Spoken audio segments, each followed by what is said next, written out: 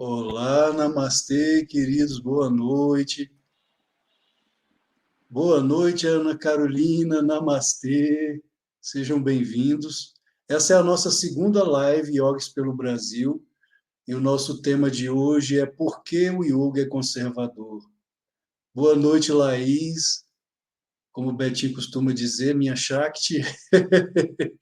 Hoje nós estamos com mais convidados ilustres, né, que fazem parte do Yoga pelo Brasil, Yogis pelo Brasil.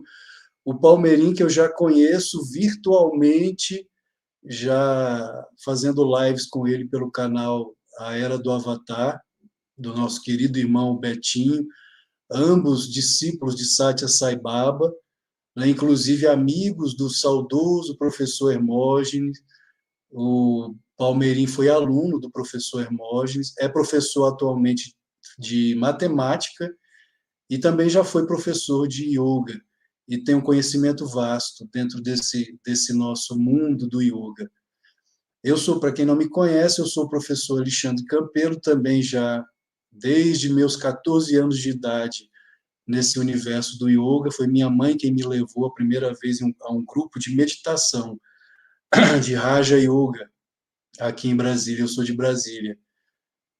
Tenho formação em pedagogia, pós-graduação em teologia, tenho uma escola de yoga em Brasília, junto com a minha esposa, que é a Laís, e sou colega eu tenho uma pós-graduação em teologia, e a Juliana é estudante de teologia, professora também de yoga, e analista e desenvolvedora de sistemas, estudante de teologia. E a Bianca Simões, é advogada, fisioterapeuta, né, Bianca? Praticante de yoga desde 1998 e professora de yoga também. Então, nós temos aqui um time maravilhoso. Boa noite, Simon, namastê. Boa noite, Dani. Namastê, Daniela Zago participou conosco na primeira live. Não pôde estar conosco essa noite. E o tema é esse: por que o yoga é conservador? Nós temos visto com grande tristeza, pelo menos de minha parte, creio que todos aqui que fazem parte do Yogis pelo Brasil, o yoga sendo desvirtuado. Isso é muito sério, porque a origem do yoga é védica. Inclusive a etimologia da palavra yoga, que vem do sânscrito, yud, união. União de quê?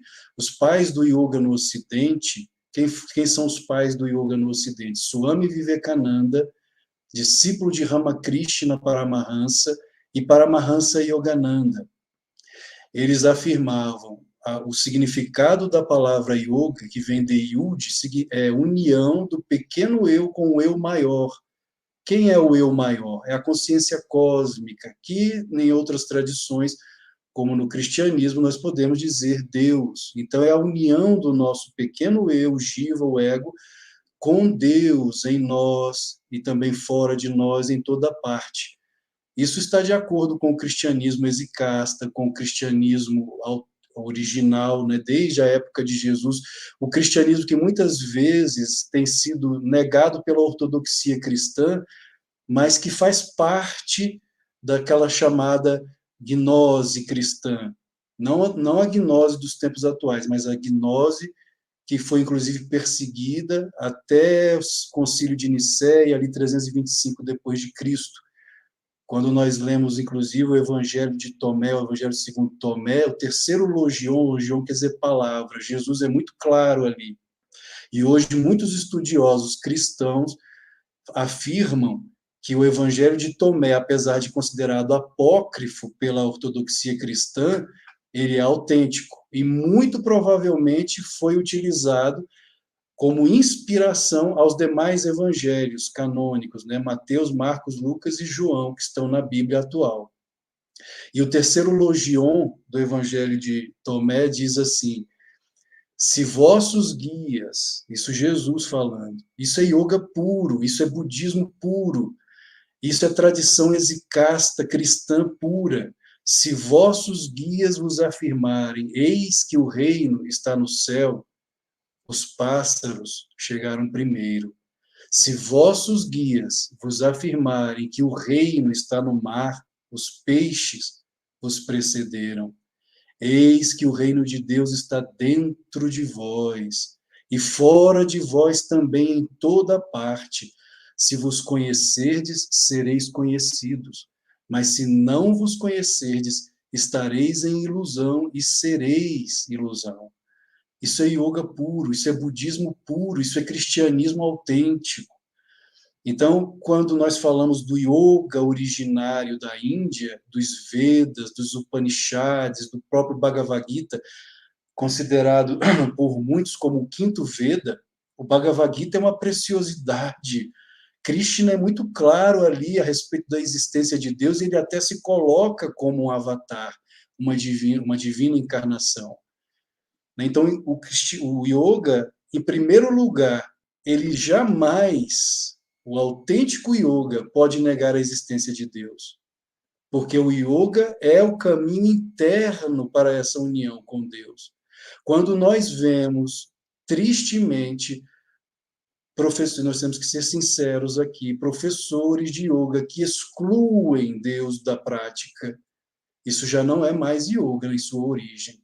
E quando vemos professores de yoga afirmando que a tradição sampradaya deve ser negada ou esquecida ou colocada de lado e devemos ter um outro tipo de yoga, né, que sai de nossas mentes e não dos rishis, dos sábios iluminados da Índia, isso já não é mais yoga.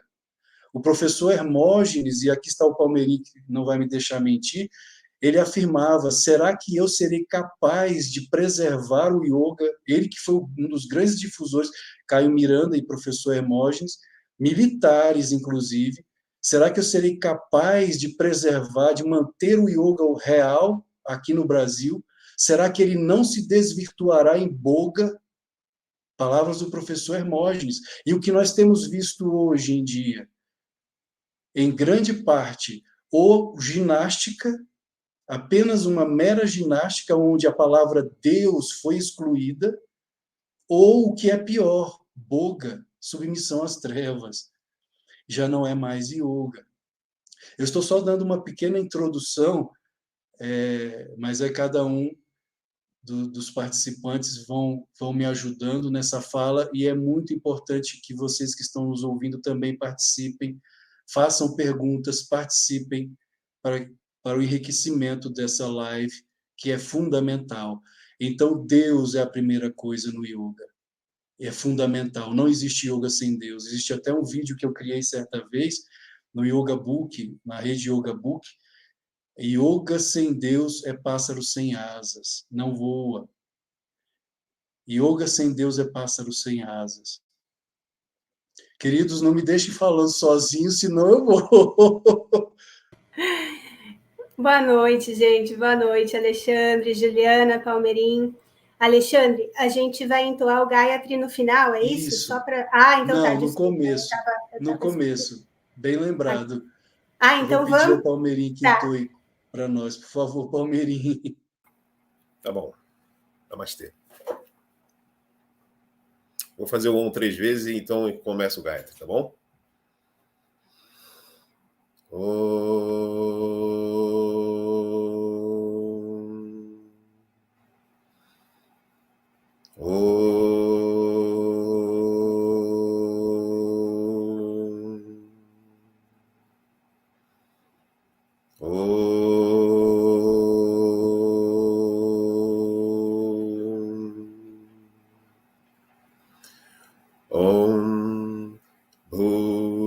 Swaha Tat Savitur Varenyam Bhargo Devasya Dhimahi Dhiyo Yona Prachodayat Om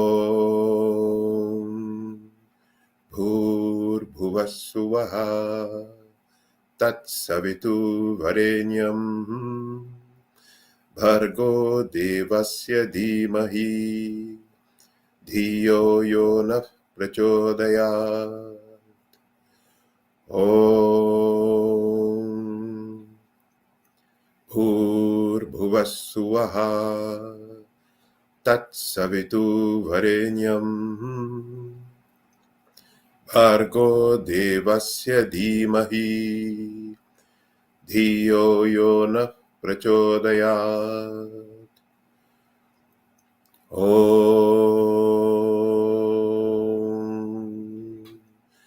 Shanti Shanti Shanti.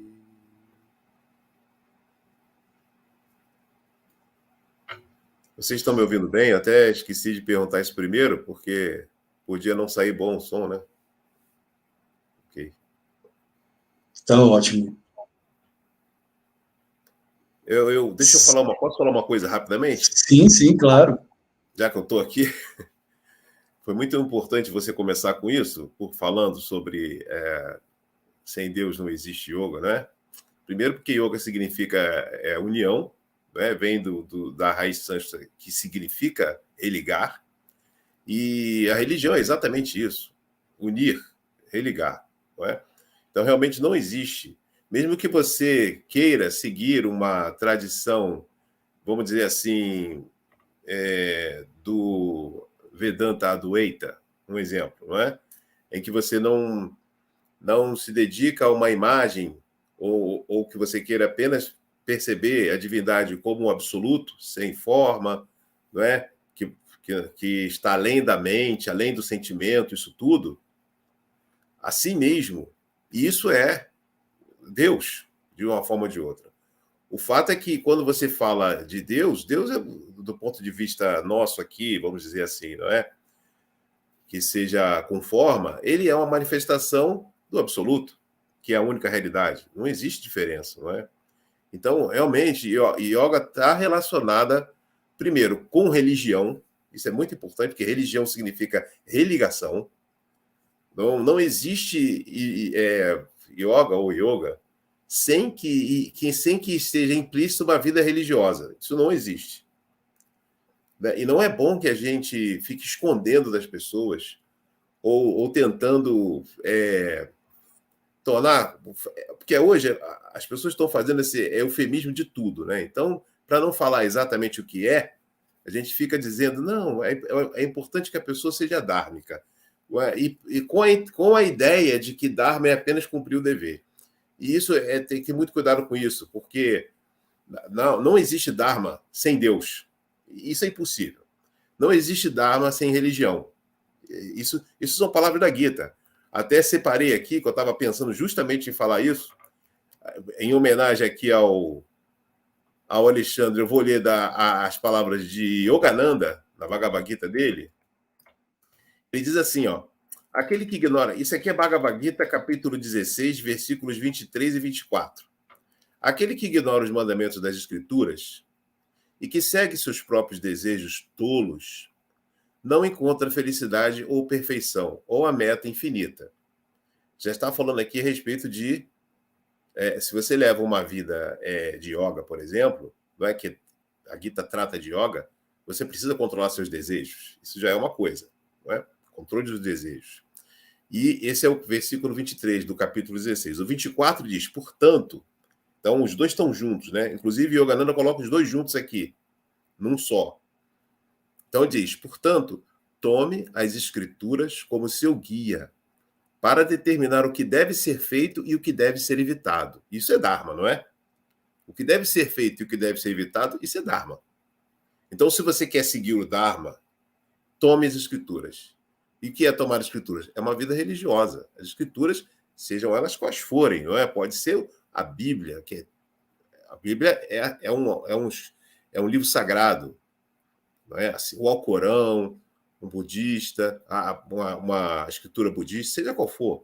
Mas, enfim, tome as escrituras como seu guia para determinar o que deve ser feito e o que deve ser evitado, com compreensão intuitiva das injunções declaradas nas escrituras sagradas, tenha o prazer de cumprir seus deveres aqui. Está falando de dever, certo? Então, isso é uma coisa muito importante, porque às vezes eu vejo isso no próprio meio espiritualista no qual eu convivo, não é? Vivo, as pessoas falam assim, eu conheço muita gente que não é religiosa, mas é uma pessoa correta, cumpre com seus deveres, e isso está muito bom. Não está bom, não. É claro que é ótimo que a pessoa tenha o compromisso com ela mesma de ser correta, de cumprir seus deveres de pai, de profissional, ser honesto, falar a verdade, tudo isso é importante. Mas você tem que entender que quando se fala a palavra Dharma, isso é sinônimo de Sanatana Dharma. E essa palavra Sanatana Dharma, ela significa um Dharma eterno que vem do Brahman. Não tem como você desvincular isso ou do absoluto, ou de Ishvara, ou de Deus, o que você quiser chamar. Né? Então é muito importante que a gente... Por quê? Porque se você leva só uma vida... eu cumpro com meus deveres, não é? Mas você não se preocupa com uma vida religiosa, efetivamente, uma vida verdadeiramente religiosa, o que é isso? Ouça os mestres, ouça o que eles falam, ouça o que as escrituras dizem, procure levar uma vida estritamente de acordo com as escrituras. Não é? Não, ninguém está pedindo para que a gente seja santo, não é isso. Aprenda o que é Dharma e o que não é Dharma pelas escrituras ou pelas palavras dos mestres, dos verdadeiros mestres. Palmeirim, hoje em dia, né, com essa visão progressista, né, que é ensinada nas escolas, nas universidades, na mídia, pela TV de um modo geral, essa visão da religião, não é de você seguir o Dharma, de você seguir a tradição, é careta, né? É ultrapassada. É essa visão que se tem, que é ultrapassado. Mas então, isso é um plano, né? Isso é um plano muito bem elaborado com esse objetivo mesmo. Então... Mas eu acho que acaba também que as pessoas acham mais conveniente, né, não acreditar em nada, porque isso enseja responsabilidade, né? E ninguém quer muita responsabilidade, porque esse processo da gente estudar as escrituras, aprender e compreender, ele durante o processo, muitas vezes a gente vai se ferir um pouco, porque a gente vai se deparar com comportamentos que a gente já está apegado e que a gente vai ter que transformar. Então, isso daí já as pessoas... É muito mais fácil, hoje em dia, a massa de instrutor de yoga falar: não, quando alguém pergunta, yoga é religião? Não, yoga é uma filosofia de vida. Você não vê ninguém no Instagram afirmando que yoga é religião, você não vê, né? Você vê tudo, você vê até, né, como o Alexandre falou, yogi que não crê em Deus. Mas, assim, a verdade é que o yoga está revelado, ele já foi revelado, e ele tem um mapa, e é esse mapa que a gente deve seguir e conservar. Então, daí que a gente vai entendendo os conceitos de conservadorismo, o quanto é importante você manter aquilo que os mestres já revelaram. Vamos agradecer, porque o yoga já existe, já foi revelado.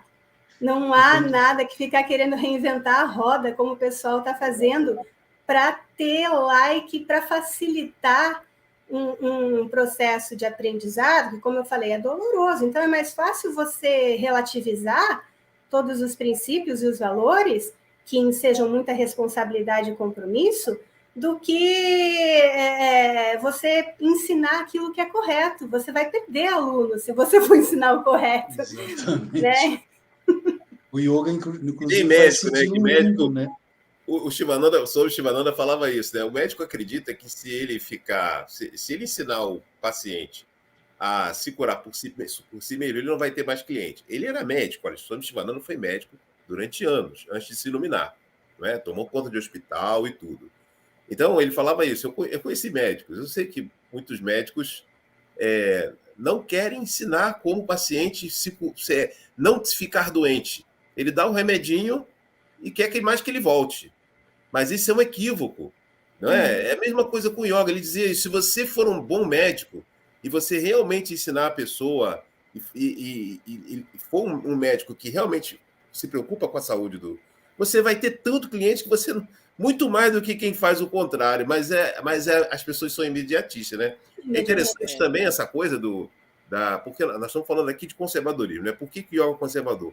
Uma característica do conservadorismo é a religião. Você não é conservador se não for religioso. Você pode ser de direita. Tudo bem. Claro, tem pessoas de direita que gostam de que as pessoas sejam corretas, ele mesmo é correto e tudo, mas não quer ser religioso. É o direito dele. Entende? Mas conservador, se é conservador, tem religião.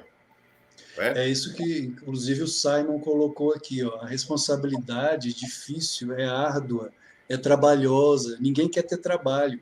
Inclusive, falam que a religião aprisiona. Mas É é opressora, exatamente né? o contrário do que os mestres nos ensinam, como o Palmeirim colocou. A etimologia da palavra religião, que vem do latim, religare, ou seja, ligar novamente o homem a Deus, é semelhante à etimologia da palavra yoga, yud, união, religare, união ou junção, não é muito parecido? Ou Claro. seja, Sim, você se reunir novamente a quem? A sua essência, ao seu eu real, que é o Não, e sim, o átomo, sentido é que é exatamente Deus em isso. você. Essa é a O verdadeira sentido é esse. libertação.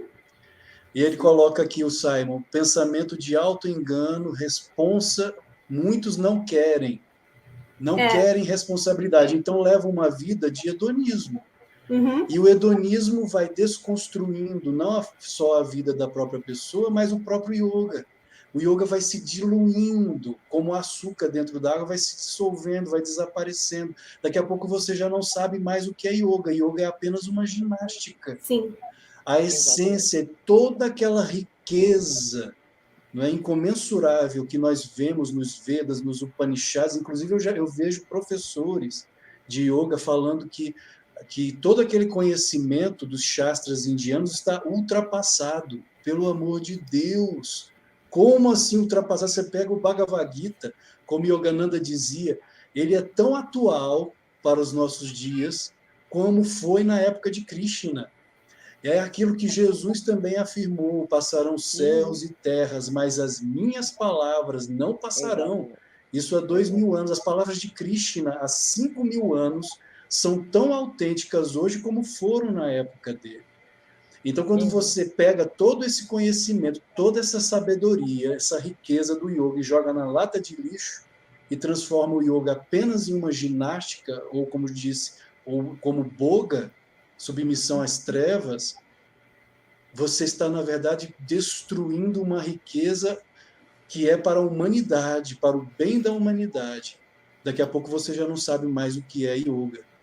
é. Na verdade, as pessoas fazem muito esse desserviço mesmo, né? De vender o yoga como algo que ele não é mesmo, né? Então, a Bhagavad Gita mesmo. Eu, eu vou confessar aqui que eu sou recente, né, nesse estudo mais aprofundado. Foi 2020, na pandemia, que eu li os 2 volumes do Yogananda, do Deus Falou com Arjuna. Foi um caminho. Eu tinha a yoga da Bhagavad Gita, dele, pequenininho, e lendo aquilo, madrugadas de pandemia, sem saber direito o que estava acontecendo no mundo, ele referiu várias vezes aquele livro. E, bom, o livro transformou minha vida por completo, né? Assim, por mais que eu já tivesse muito claro dentro de mim que yoga era conservador por conta dos yamas e os niyamas, essa leitura que eu fiz me aproximou de Deus como nunca antes eu tinha me aproximado. Então, Yogananda, ele teve ele fez isso por mim, assim, a partir Deus Falou com Arjuna, né? Então, foi um estudo muito transformador mesmo. E aí, junto com ele, eu estudei mais aprofundadamente com um professor daí, o Yoga Sutra também. E, então, a gente vai juntando tudo e as coisas ficam muito claras. Então, mesmo que o processo seja, né, doloroso, como eu falei, a libertação está ali, né? Então, assim, o conservadorismo é manter os princípios, o caminho foi revelado, o mapa foi revelado, então, assim, é como se a gente tivesse que cruzar um rio de fortes correntezas. E o yoga nos ensina um pouquinho ali para a direita, um pouquinho ali para a esquerda, que você vai chegar na outra margem, a outra margem está Kaivalya, está a libertação. Então, aí, se você quer, não, não vou seguir esse mapa, eu vou fazer do meu jeito, eu vou aqui dar uma abraçada no lado, você vai ser levado pela correnteza. Mas E a inventaram, travessia não e, é fácil. e E inventaram o você yoga vai do meu chegar. jeito, né? É, E Hoje. você vai chegar do outro lado do rio, o mais importante que eu acho é em segurança, né? Você, exatamente. em segurança, você não só vai chegar do outro lado do rio, mas você vai chegar com todo aquele cuidado que aquele caminho já foi desvendado, né? Aquelas pessoas estão passando todos os cuidados para que a gente tome, para que quando a gente for atravessar esse caminho, a gente consiga passar por ele na nossa vida com os menores reveses, né? Vamos colocar assim. Sim. E a gente consiga atingir o objetivo de uma forma, entre aspas, mais fácil, né? Mas a gente sabe que não é fácil, mas o caminho fica mais leve, né? Sim. Porque, inclusive, o labirinto, já foi mostrada a saída do labirinto. E não Exato. foi por qualquer um. Exato. Como é dito, foram rishis, sábios, videntes iluminados, que tinham a visão do absoluto. E, como a Daniela Zago colocou aqui, ó, reinventar a roda. Inclusive, querem reescrever a Bíblia. Eles querem reescrever a Bíblia, querem reescrever o yoga, ou seja, exclui os rishis, exclui os textos sagrados, exclui os iluminados, e agora nós vamos criar o yoga da nossa cabeça. Isso é progressismo. Isso é uma imaturidade. Será né? que isso é progresso? É imaturidade, né? É uma imaturidade. É um comportamento de uma criança mimada, que ela se recusa a aprender. Então, ela, de repente, né, agora percebeu, assim, né, estudou ali e falou assim, nossa, esse negócio aqui no yoga, nossa, isso aqui é conservador. Não quero mais, não serve. Vou falar que isso aqui está ultrapassado. Hoje em dia tudo é opressor, né? Tudo é opressor. Tudo é preconceito. E assim, no yoga, ele ensina primeiro essa autorrealização. A gente, para ajudar o próximo, primeiro a gente precisa reconhecer que a gente precisa se melhorar. É primeiro colocar a nossa máscara de oxigênio para ajudar o próximo. Se eu não sou uma pessoa que estou buscando ser melhor, praticando no dia a dia o que eu finjo estudar, o que eu estudo de verdade, como é que eu vou sair falando de uma coisa que eu não sei? Eu vou jogar as pessoas dentro de um labirinto, como o Alexandre falou. E é isso que a gente vê. Não sei a saída. Eu que coloco no labirinto e não sei como sair. Às vezes as pessoas vão buscar o yoga porque estão com problemas e estão buscando algo. Eu comecei a praticar yoga totalmente com 18 anos, eu não tinha problema nenhum. Eu queria colocar a perna atrás da cabeça, só. Mas tive sorte de, com o tempo, a filosofia entrou e né, continua vindo até hoje. Mas muita gente hoje em dia busca para tentar tratar uma ansiedade, uma depressão, e alguns professores acabam jogando ela numa situação ainda pior. Pior. Exatamente. É porque querem ser mestres, né? Como a Juliana falou, não sabem o caminho, não sabem onde está a saída, negam aqueles que já saíram. Quem que já saiu? Krishna, Rama, Buda, Jesus, os grandes mestres já saíram, eles conhecem a saída, mas não, o mestre não são eles, o mestre sou eu. Eu sou o mestre. É o estrelismo, né? Eu falo que é o estrelismo, né? A pessoa não se contenta em ser um professor, né? Ela quer ser um mestre e quer ter discípulos. Ela não aceita ela ser a discípula, né? Ou o discípulo de alguém que já passou pelo caminho e só transmitir essa mensagem, né, para os outros, assim como eu sou uma discípula, os meus alunos não seguirão a mim, né? Seguirão aos mestres a quem eu sigo. Mas as pessoas querem trazer esse olhar, né, para si, não para quem de fato é merecedor. E elas acabam influenciando, né, as pessoas. Influenciar as pessoas é um erro.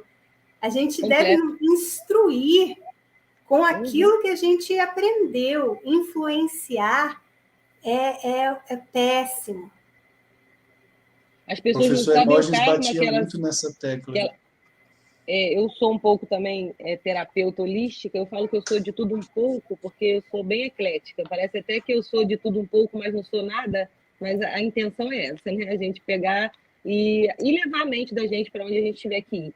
Então, eu sempre falo para as pessoas que quando você faz uma terapia, né, qualquer que seja energética, e você tenta naquele atendimento dizer para aquele cliente, né, ou paciente, dependendo da sua terapia, o que é bom para ele, teve um professor meu que me disse, você nunca faça uma terapia levando a sua visão do que é certo ou errado para o seu cliente, porque você está trazendo para você o karma da decisão dele. Então, você leva para ele os caminhos que ele tem e a escolha é dele, né?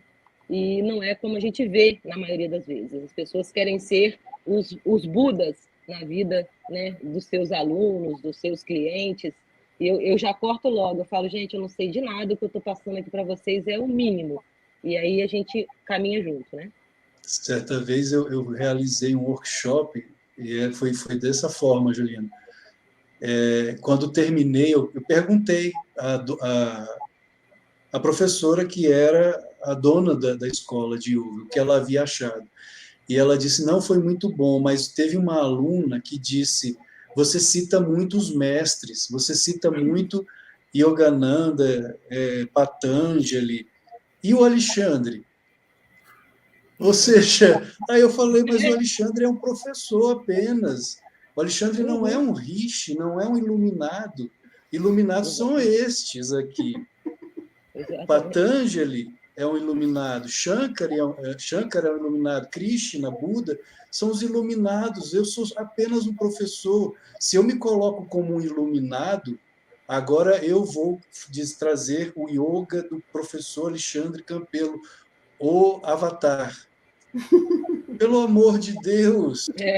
Eu já reparei, eu não sei se eu estou enganado, mas eu já reparei que hoje em dia as pessoas já não conhecem mais mestre nenhum. Não sabem quem é Shivananda, não sabem quem é Ramakrishna. Eu já percebi isso com alguns contatos. Se eu falo Ramakrishna, a pessoa não sabe quem é. Não sabe quem é Vivekananda, sabe quem é Ramana Maharishi, entendeu? Então, gente, são os mestres mais modernos e autênticos.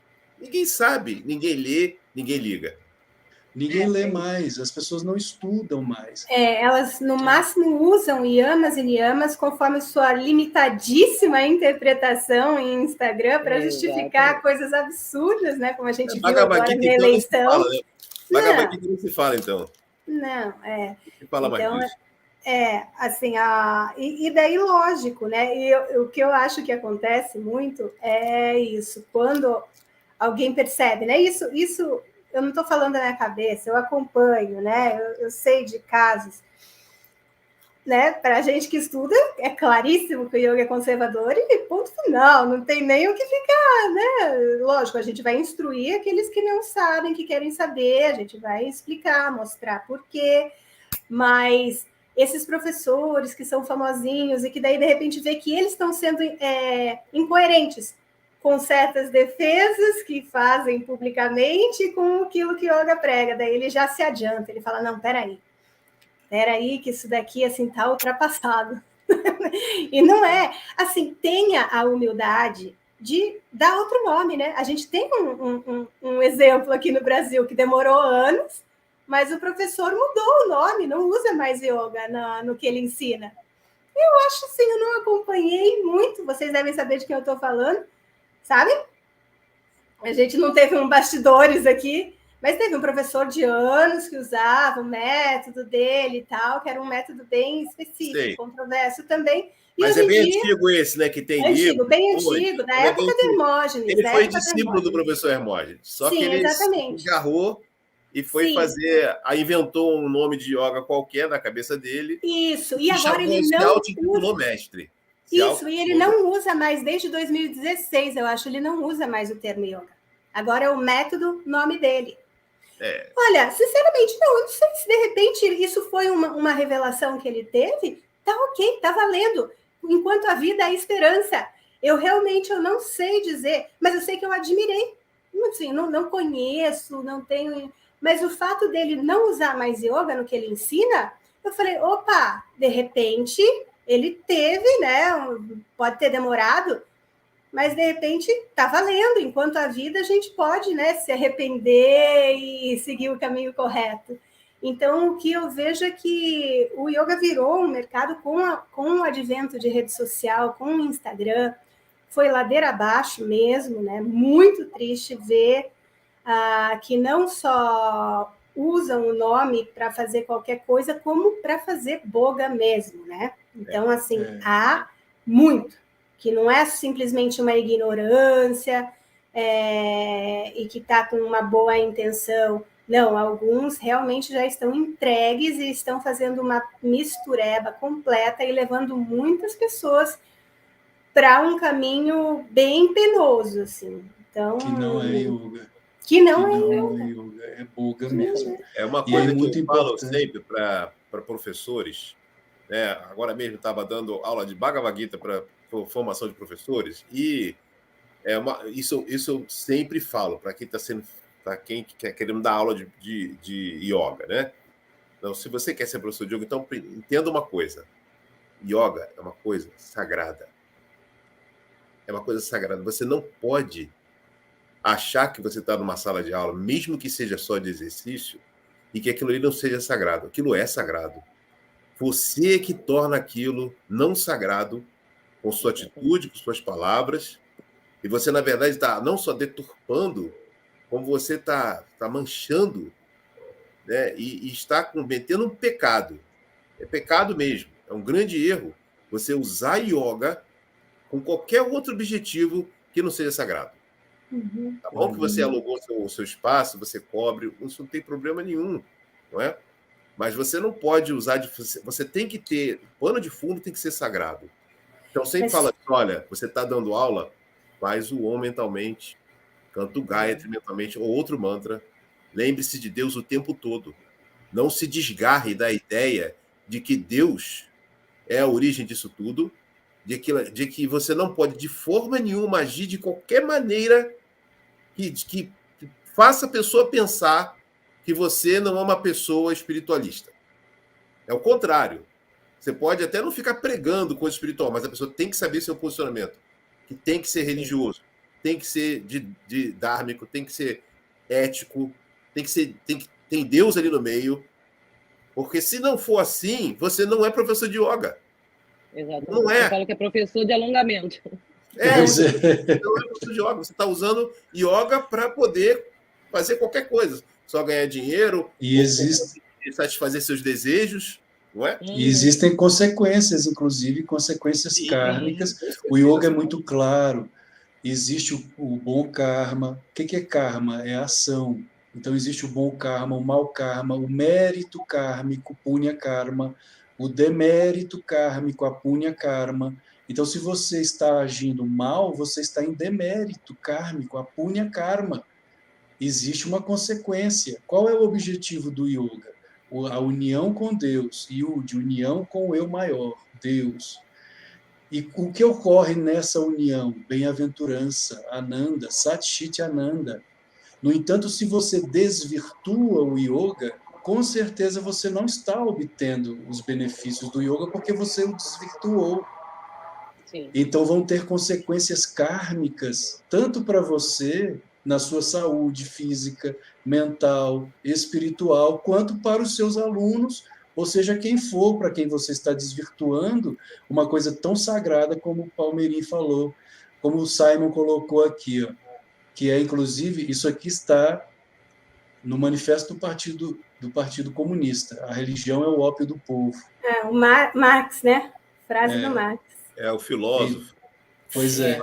Karl Marx. Então, nós devemos sempre relembrar, nós como autênticos professores que amam o yoga real, relembrar, o yoga é sim uma escola de sabedoria que vem de uma religião.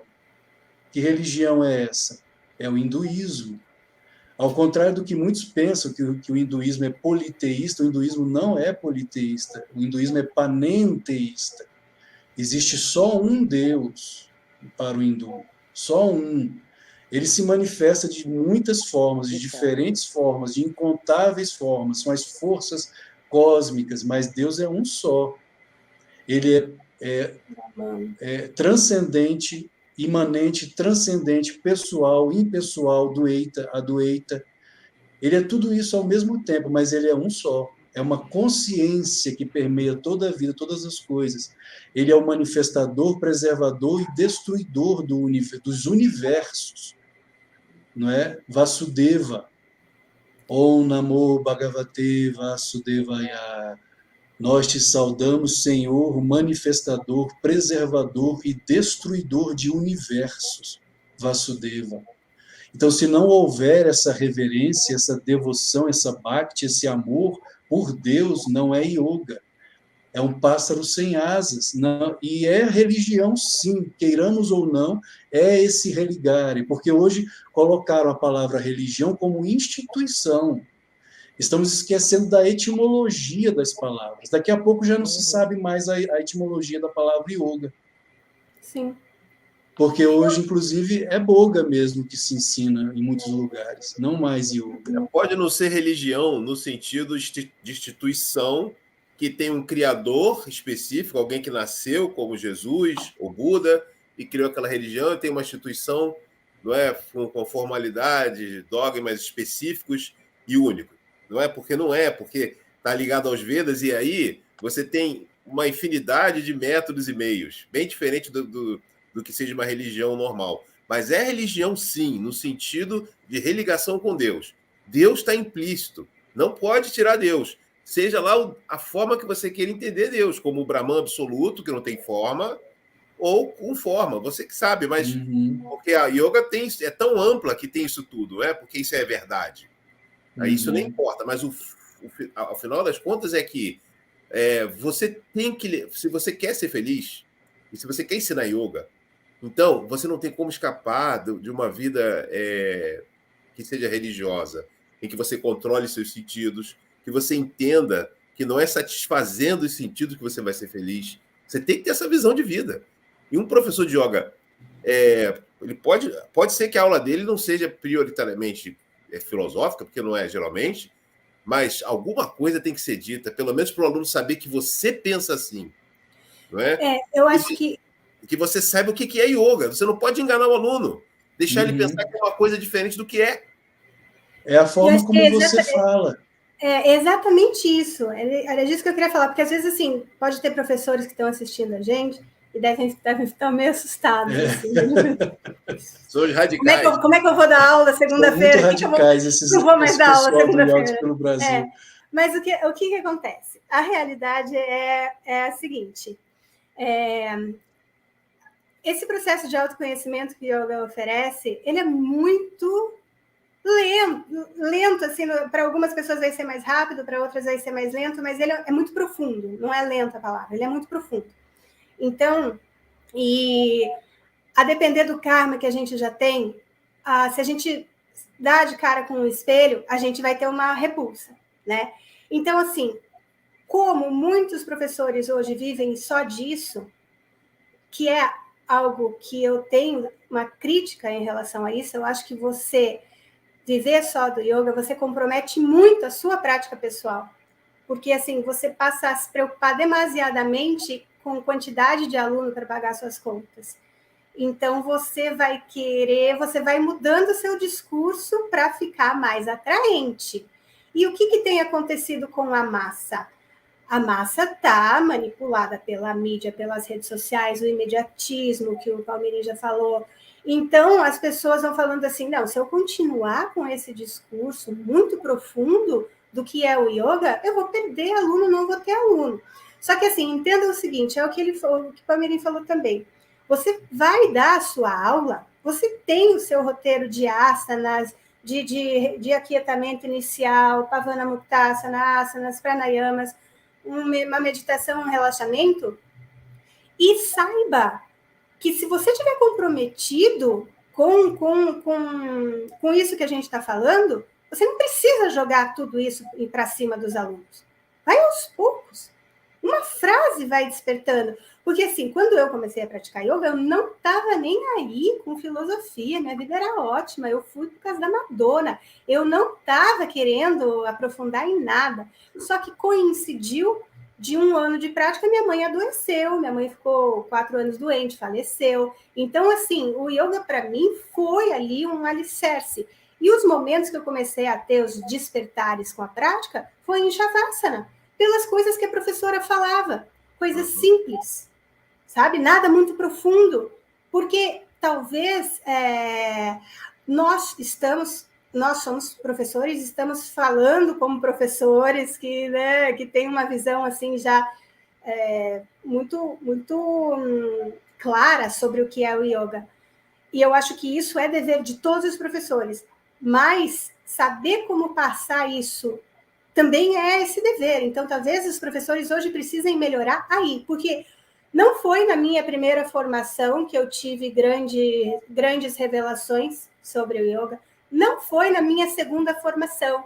Foi sozinha estudando. Então, assim, a gente também tem que estimular sempre os alunos a estudarem diretamente da fonte, indicar os livros dos mestres e se colocar à disposição para quando souber esclarecer alguma dúvida que ele tenha, porque talvez a gente não saiba tudo, eu não sei tudo. E quando eu não sei, eu falo, não sei, preciso pensar um pouco. E sempre estimular o estudo e a meditação. O estudo e a meditação. Sem a meditação também, ninguém vai ter nenhuma revelação. Ninguém vai acessar todo esse conhecimento do yoga. Não existe yoga sem meditação, né? Então, assim, eu acho que o que a gente está vendo que nos entristece demais, e principalmente foi essa movimentação que nos uniu, foi esse episódio que aconteceu de eleição, da gente ver tanto absurdo entre os profissionais do yoga, quererem influenciar, né, a seus alunos, seus seguidores, de uma forma tão equivocada, mas tão equivocada, e usando princípios do yoga para justificar um equívoco gigantesco. Então, usando a Bhagavad Gita, inclusive. Sim, senhor, também vi. Olha... Não, assim, torcendo a tradução. Porque eu tenho várias traduções aqui, eu sei muito bem. Tá torcida, não adianta. Quer dizer, o cara torce de forma que fique fica uma interpretação revolucionária, marxista. Impressionante isso. Até isso, até com o yoga estão fazendo isso, gente. Eu falo que essas pessoas, eles não têm originalidade em nada. Né? Então, eles precisam, me desculpe quem não gostar, eles precisam pegar, né, textos de mestres e torcer aquilo para que fique a favor deles, né, de alguma maneira. Eles fazem isso com a Bíblia, né, fazem isso com tantos outros livros sagrados, né, não seria diferente. Jesus é comunista, segundo eles, né? Justamente. Pois é, isso que se espera, né, de uma pessoa que fala uma coisa dessa.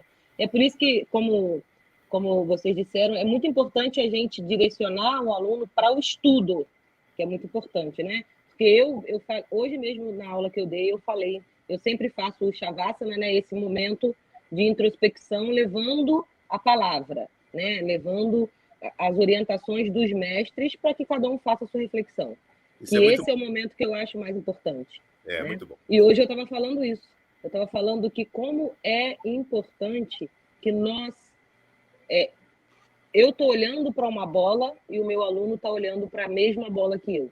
Eu estou vendo uma coisa. Por quê? Porque o meu conhecimento é um.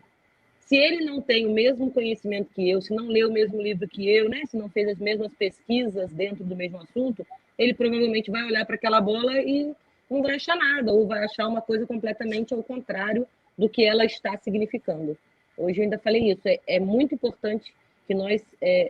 usemos o nosso tempo para pesquisar, né? Aprofundar o nosso conhecimento. Porque na superficialidade fica muito fácil qualquer um ser enganado, né? Porque as palavras na superficialidade não têm embasamento algum, né? Exato, esse é um problema da nossa sociedade. Os alunos, os estudantes, inclusive nas próprias universidades, já não são incentivados à leitura, ao estudo. Então, quando chegam no yoga, é a mesma coisa. Nós formamos, eu e a Laís, formamos 2 turmas de professores de yoga. Na nossa segunda turma, eu pedi a eles, vocês vão ler a autobiografia de um yogi, né, que são, se eu não me engano, são mais de 500 páginas. Quase que eles deram um pulo lá na China. O que, professor? Vocês vão ter que ler, vocês têm 12 meses. Olha, eu não conheço uma pessoa materialista vocês têm 1 ano para ler. Que não gosta desse livro. Pois é. Pessoas materialistas gostam desse livro. Não precisa nem acreditar nos milagres. Leia como se fosse um romance. É uma coisa maravilhosa. Eu falei para eles, eu li de várias pessoas. É muito rico. Eu li a As notas de autobiografia rodapé. em um mês. Desculpa, Vocês Lê. têm 12 meses e ainda acham muito Olha, pouco não, mas tempo. eu confesso que a primeira vez que eu li, eu não entendi lufas, nada. Aquele negócio do talismã no colo da mãe, que mas foi quê? Que é isso, cara? Aí, assim... Aí, olha, eu li, acho que umas 5 vezes. A última foi agora recente, quando eu tive foi muito mística essa questão com o Yogananda, que eu não vou contar aqui, que a história é muito longa, mas foi realmente assim, eu passei a madrugada, só um resumo do quão místico foi, passei a madrugada lendo um livro que eu tinha aqui há 10 anos, a Yoga da Bhagavad Gita. Aí tinha lá nas notas de rodapé dele, que são incríveis, o que eu já aprendi com nota de rodapé dos livros do Yogananda, gente, não é brincadeira. Não é brincadeira. Ele citar sempre o Emerson, né? O Ralph Emerson Ralph, não sei. Aí a Conduta da Vida, um livro do Emerson. Gente, é conserva raiz, sabe? Até demais, assusta até. Mas assim, é perfeito, porque é a verdade, né? Mas deixa eu voltar, senão vamos perder. Aí eu estava de madrugada lendo, totalmente insônia naquela época, por conta da pandemia, terminando a faculdade de fisioterapia e sem dar aula, toda aquela questão. E eu comprei na Amazon de madrugada o primeiro volume do Deus Falou com Arjuna. E eu ia dar aula às 7 da manhã, daí eu estava indo nos condomínios. A hora que eu estou saindo às 7 da manhã, o rapaz da Amazon está com o meu livro, me entrega na minha mão. Eu tinha comprado 4 horas antes. Falei, não. Eu olhei para a cara dele e falei, você tá me zoando, né? Eu falei assim, o que foi? Você estava aqui? Tinha uma câmera escondida aqui? Parece um milagre. Não, foi. Aí foi bom para eu não duvidar mais da materialização do talismã no colo da mãe dele, entendeu? Foi mais ou menos aquilo. Foi uma materialização. Parece uma lila do Yogananda, né? Eu conheço muitas histórias de discípulos, mas não vou contar porque senão vai a live inteira. Olha, o Ale, a gente se conheceu, foi muito legal. A gente se conheceu num post do Instagram, onde um grande professor com mais de 41 mil seguidores fez uma postagem daquelas, né, reprováveis, e o Ale se manifestou e escreveu. Eu fico meio nervosa, eu fico com medo de escrever besteira, e daí, assim, o Ale, ele escreveu, deu uma resposta tão excelente, e daí a gente se conheceu, mandei uma mensagem para ele, porque eu estava já querendo, eu estava me sentindo muito sozinha, né, nessa jornada aí de ser conservadora nesse meio progressista dominante do mundo do yoga. E eu pedi para ele, falei, Ale, vamos fazer umas lives comigo no meu Instagram? E daí a gente fez umas 3, não sei, a gente até vai fazer uma amanhã. E ele está comentando isso, né? Infelizmente, todos os ensinamentos estão contaminados por professores progressistas. Não é você, Ale, é outra Ale. Infelizmente, todos os ensinamentos estão contaminados por professores progressistas. Somada à busca apenas pelos asanas, mostra que a busca da maioria é superficial e não mergulham nas estruturas. Exatamente. E eu acho assim, o aluno ter essa busca inicialmente superficial, tudo bem. Foi o que aconteceu comigo. O professor que tem que estar preparado para receber esse aluno e conduzi-lo para a maravilha que é o yoga, né? Ele tem que ter esse preparo de saber, e não simplesmente se tolher de falar das belezas do yoga por medo de perder aluno, de fundo demais. Ele tem que se melhorar, melhorem, sabe? Se aprimorem. Falta fé nas pessoas. Quando você está com Deus, olha só, no Mahabharata, 11 vezes foi repetida uma frase, a mesma frase, 11 vezes, que é o seguinte: quem está com Krishna e com Dharma, olha só, juntou os dois, Deus e Dharma. Você não pode desvincular os dois. Mas isso é falado 11 vezes. 11 é até um número dentro dos Vedas importante, né? Sagrado. Mas, enfim, quem está com Krishna e com Dharma tem a vitória garantida. Essa frase foi dita 11 vezes. A última vez foi pela esposa do Dhritarashtra, que é aquele o rei cego que ouviu a Bhagavad Gita de Sanjaya quando a Bhagavad Gita quando a guerra de Kurukshetra estava acontecendo. Então, esse rei cego, que era o pai dos Kauravas, né?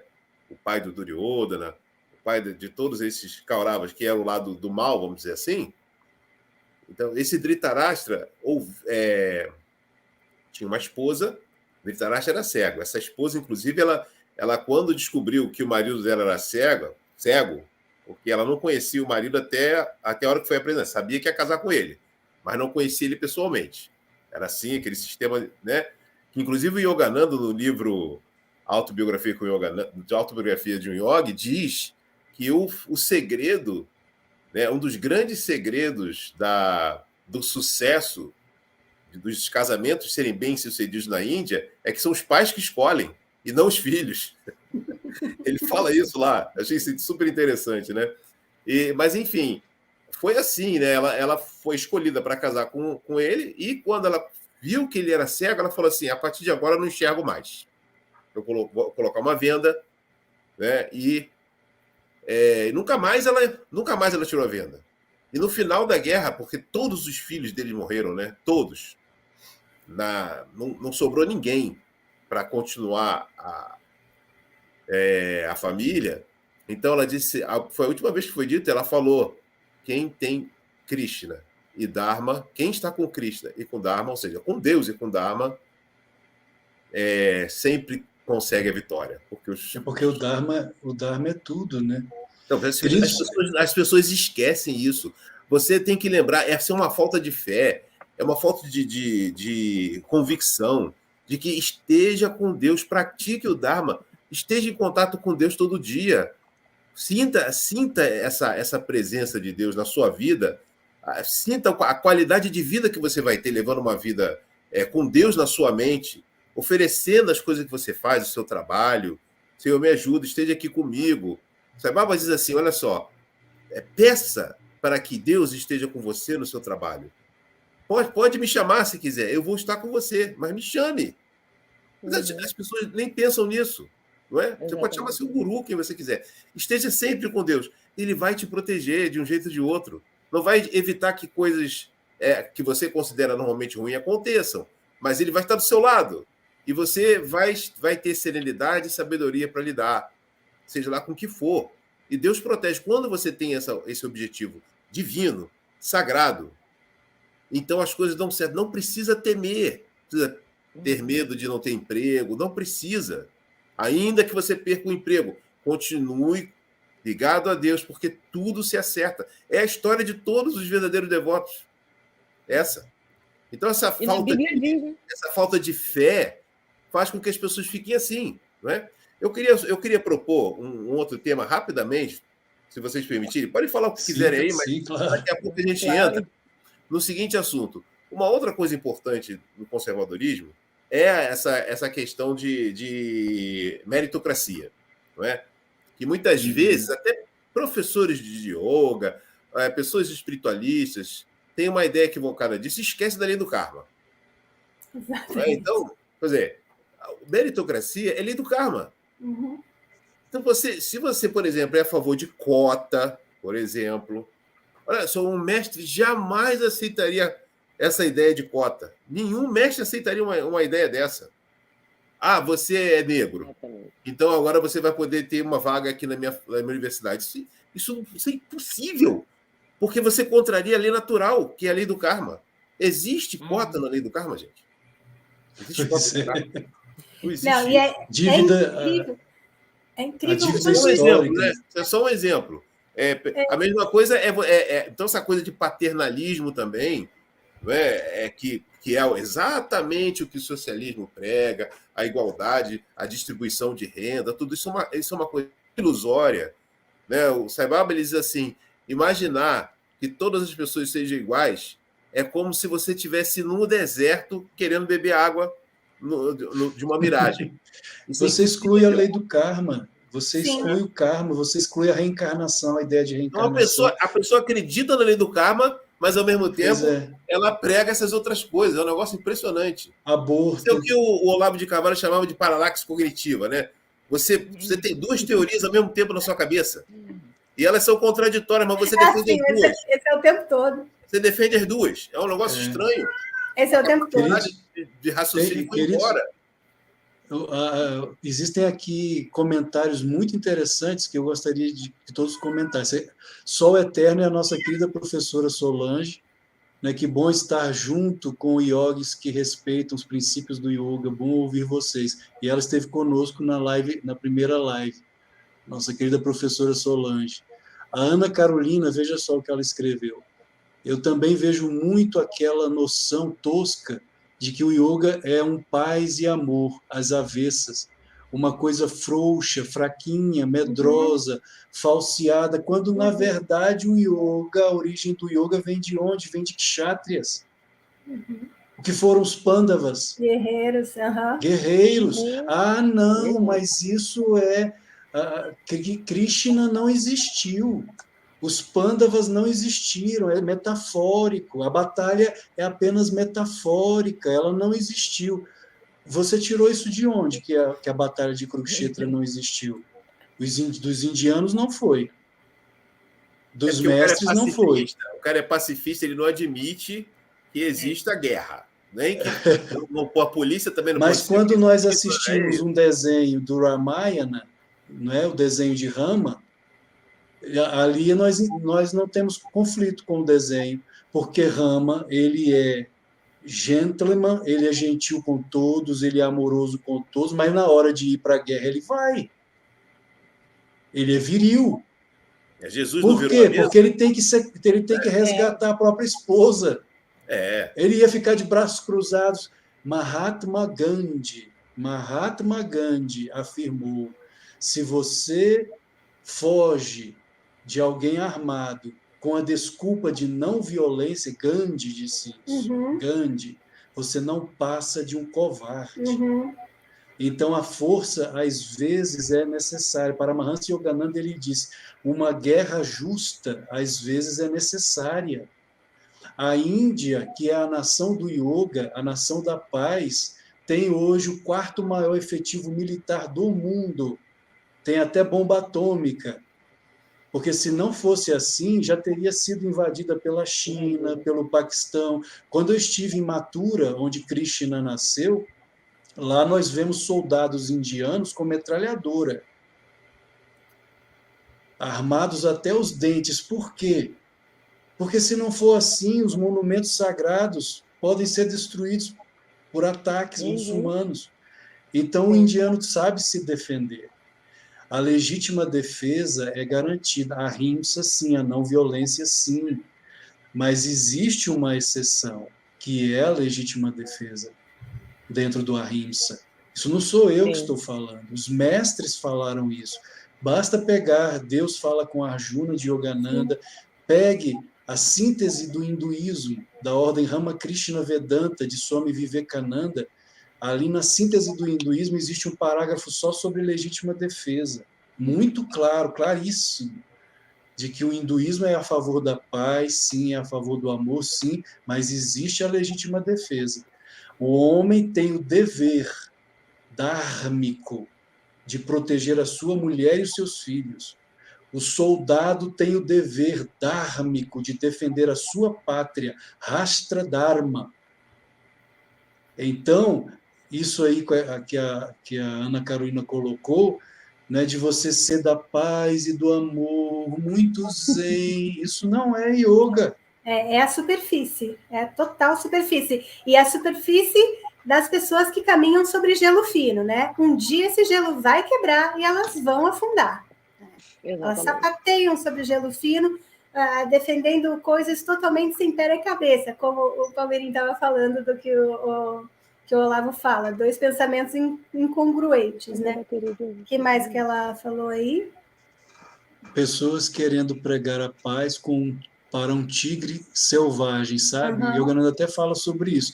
Se você for pregar sua filosofia a um tigre faminto, eu não lembro exatamente como ele fala, mas ele te devorará antes que você apresente a sua filosofia, né, ao tigre faminto. Perdeu-se aquela percepção do guerreiro espiritual forte, corajoso, vigoroso. Porque, na verdade, o yogi autêntico, o paradigma perfeito, é Rama. Olhe para Rama. Como era Rama? Ele era da paz, ele era do amor, sim. Ele era gentil, sim. Mas na hora da guerra, ele era viril. Sim. Até Era porque homem uma com coisa não H, tem né, nada a ver com a Palmeirinho? outra, né? Hã? Até porque uma coisa não tem nada a ver com a outra, né? Uma Claro. coisa é você na sociedade, outra coisa é você em uma batalha que é necessária. Não tem, Defendendo Claro, fazer. a sua vida de uma injustiça, Exato. de um risco, e a vida de Deus que você está defendendo, né? A Exato. vida de Deus em Exatamente. você. Antes da sua, a Lembre-se que dele, né? você é o templo de Deus. O seu corpo é o Exatamente. templo de Deus. Se você não zela por ele, não o protege, incluindo a sua Exatamente. família e a sua pátria, então você Uhum. se torna escravo. Sim. Exatamente. Se a gente Não, abençoa até o alimento que nos nutre, né? Imagina que a gente não vai defender a nossa vida. Então, assim, o corpo é um instrumento que pertence a Deus, na verdade, não é nosso. Nós estamos apenas usando, como um diretor que usa qualquer coisa, a cadeira não é dele, o colégio não é dele, ele só está administrando. Então, é o que a gente faz aqui na Terra, né? A gente não é dono de nada, mas nós temos o dever, né, dármico, de cuidar da saúde do corpo. Quando você realmente abusa, ninguém é perfeito. A gente come, às vezes, coisa errada, eu como coisas Sim. eu sei que não devo, às vezes como além da conta, eu sei disso, mas eu estou sempre vigiando. Né? Eu não sou perfeito, mas eu estou sempre vigiando. E essa vigilância aí, a gente conversa com Deus, Senhor, me ajuda aqui a ter controle, a não comer muito, me ajuda a fazer exercício, a ter sempre força de vontade. Eu peço a Deus isso, não é? Então, esse esforço de fazer o que é dármico, mesmo que seja difícil, é isso que é vida espiritual. Ninguém está pedindo para você ser perfeito. É para você fazer o esforço autêntico, né? Verdadeiro.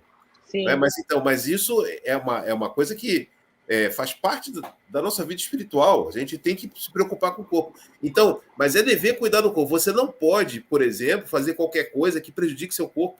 Isso é adármico. E o Sai Baba, Satya Sai Baba, ele diz no livro Conversações com Sai Baba, que foram várias entrevistas que o Rígido, um devoto direto dele, gravou e transcreveu para um livro. Ele diz assim, olha,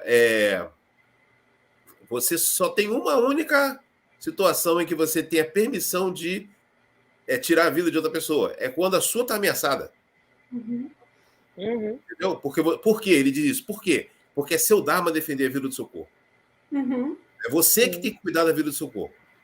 Então, se ela for ameaçada, então, nesse caso, se não houver jeito, se você tirar a vida, isso não é adármico. São palavras de Sai Baba, entendeu? Claro que se você é um policial, se você é um guerreiro, é outra situação. Aí você vai poder, não é só quando ameaça a sua vida, é em situações quaisquer, que sejam para evitar até que outra pessoa morra. Mas, enfim, é isso, não é? Então, essa coisa isso é uma outra questão, essa questão de punição, não é só o fato de você ter o direito de defender, ou o dever, na verdade, de defender a si mesmo, sua família, que tem, isso é dármico, não é? E assim mesmo, o Swami Shivananda, ele diz que se você, um homem, está passando na rua, que ele fala homem, porque o homem geralmente tem mais força. Então ele está vendo um outro homem batendo numa mulher, ou eventualmente colocando em risco a vida de outra pessoa, não é? Você tem o dever de evitar que aquilo aconteça. Ele diz assim, ó, seja por que meio for, você tem que fazer alguma coisa para evitar que um assassinato aconteça, entendeu? Um mal aconteça. Então, é seu dever também. Você que é um homem que tem força para isso. Claro que se você é uma pessoa fraca, você não vai se arriscar, você não vai se jogar no mar revolto se você não sabe nadar. Não saber nadar. Claro que você tem que ter discernimento para fazer as coisas. A sabedoria, né? Tem que ter a sabedoria para saber até onde pode ir. Então, mas não é só isso, é também uma outra coisa, uma coisa que a gente vê que está acontecendo atualmente, né, que é exatamente o que o pessoal que é conservador prega, é que não pode haver bandidolatria, que é o que está acontecendo agora. Você tem que punir. Não, eu já ouvi, olha só como é que as pessoas são loucas, eu já ouvi pessoas falando assim, não, mas a lei do karma, ela é perfeita, então por que você vai ficar punindo se Deus vai cuidar daquilo ali? Olha só. Então, se é assim, não precisa ter guerreiro. Não precisa ter policial, porque Deus vai cuidar de tudo.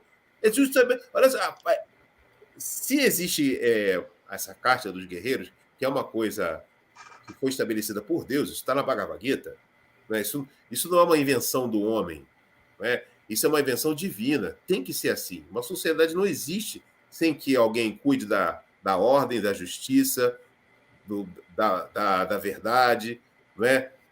Não existe se não houver alguém que cuide de produção de riqueza, não é? O agronegócio está aí para isso. Esses são os Vaishyas, não é? Não vai existir se não houver filósofos, verdadeiros filósofos. São os princípios conservadores, né? Do que a gente Exatamente, tem que ter filósofo, padre. Nós defendemos tudo isso. O conservadorismo defende, sim, religião. Esses são os família, né? A família que tanto quer se destruir, porque você destruindo a família, você destrói a sociedade, né? Exatamente. Então e é muito mais fácil você dominar uma sociedade que está... Você não pode não acreditar que... É uma coisa tão ridícula. Eu vi agora aquele... O que seria o Capitão Nascimento na vida real? Eu esqueci o nome dele. Wagner Moura. Ah, não, na vida real. Não, o Wagner Moura foi o capitão, mas o verdadeiro que inspirou, ele estava comentando... ele estava comentando que na época que ele era policial, ele nem era do BOPE ainda, não é? E muito menos tinha feito doutorado, que agora ele já fez, coisa e tal, mas naquela época ele era um simples policial. Estava acontecendo uma coisa, um casal, não é? Estavam sempre pichando um local lá, uma estátua, entendeu? E quando você ia falar com a pessoa, não pode, isso aí não é crime, se prender, sai na mesma hora, e você só tem que chamar a atenção dele. Isso era o que estava acontecendo. Aí um dia o colega dele teve uma percepção, ele falou assim, quer saber de uma coisa? Isso aqui é tombado, esse local aqui. Isso é um outro tipo de crime. Isso é um crime relacionado com isso, né? Então nós vamos prender essa pessoa, porque se é por esse tipo de crime, ele vai ser preso. E aí... porque eles ficavam sempre limpando a estátua, daqui a pouco vinha o casal, fazia de novo. Ele limpava a estátua, fazia de novo. Aí ele levou aquilo chamou um advogado, fizeram aquilo tudo, o casal foi preso. Ficou mais de 1 ano preso, e aí nunca mais aquela estátua foi pichada por ninguém, nunca mais. Está lá até hoje intocável, porque o local, quer dizer, tem que ter punição, é um negócio óbvio, não é para isso que existe. Mas não, existe essa ideia equivocada de que, primeiro, não, o yoga tem que ser pacifista, não pode admitir guerra, nem violência e nem punição. É zen. Não é? E, ao mesmo tempo, essa coisa do paternalismo, essa ideia de que as pessoas nós devemos dividir, todos devem ser iguais, e tudo isso não tem nada a ver com yoga, nem com lei do uma caridade que só perpetua a diferença, né? Porque essa é a caridade num jeito assim, essa pessoa nunca vai ser capaz de sair do ponto que ela está. O que tem de yoga nisso, né?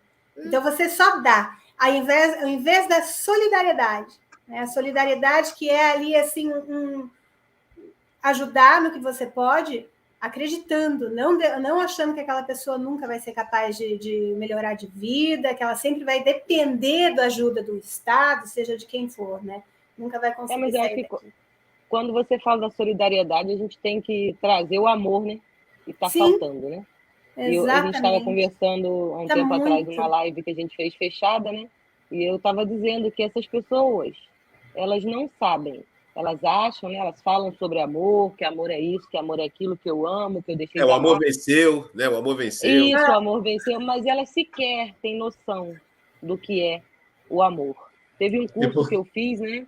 E o professor, dentro dessa área, né, da teologia, e ele falou o seguinte, até o professor Hélio Couto fala a mesma coisa, que a gente tem que procurar amar ao próximo mais do que a nós mesmos, porque nós não sabemos o que é o amor, então nós não sabemos nos amar.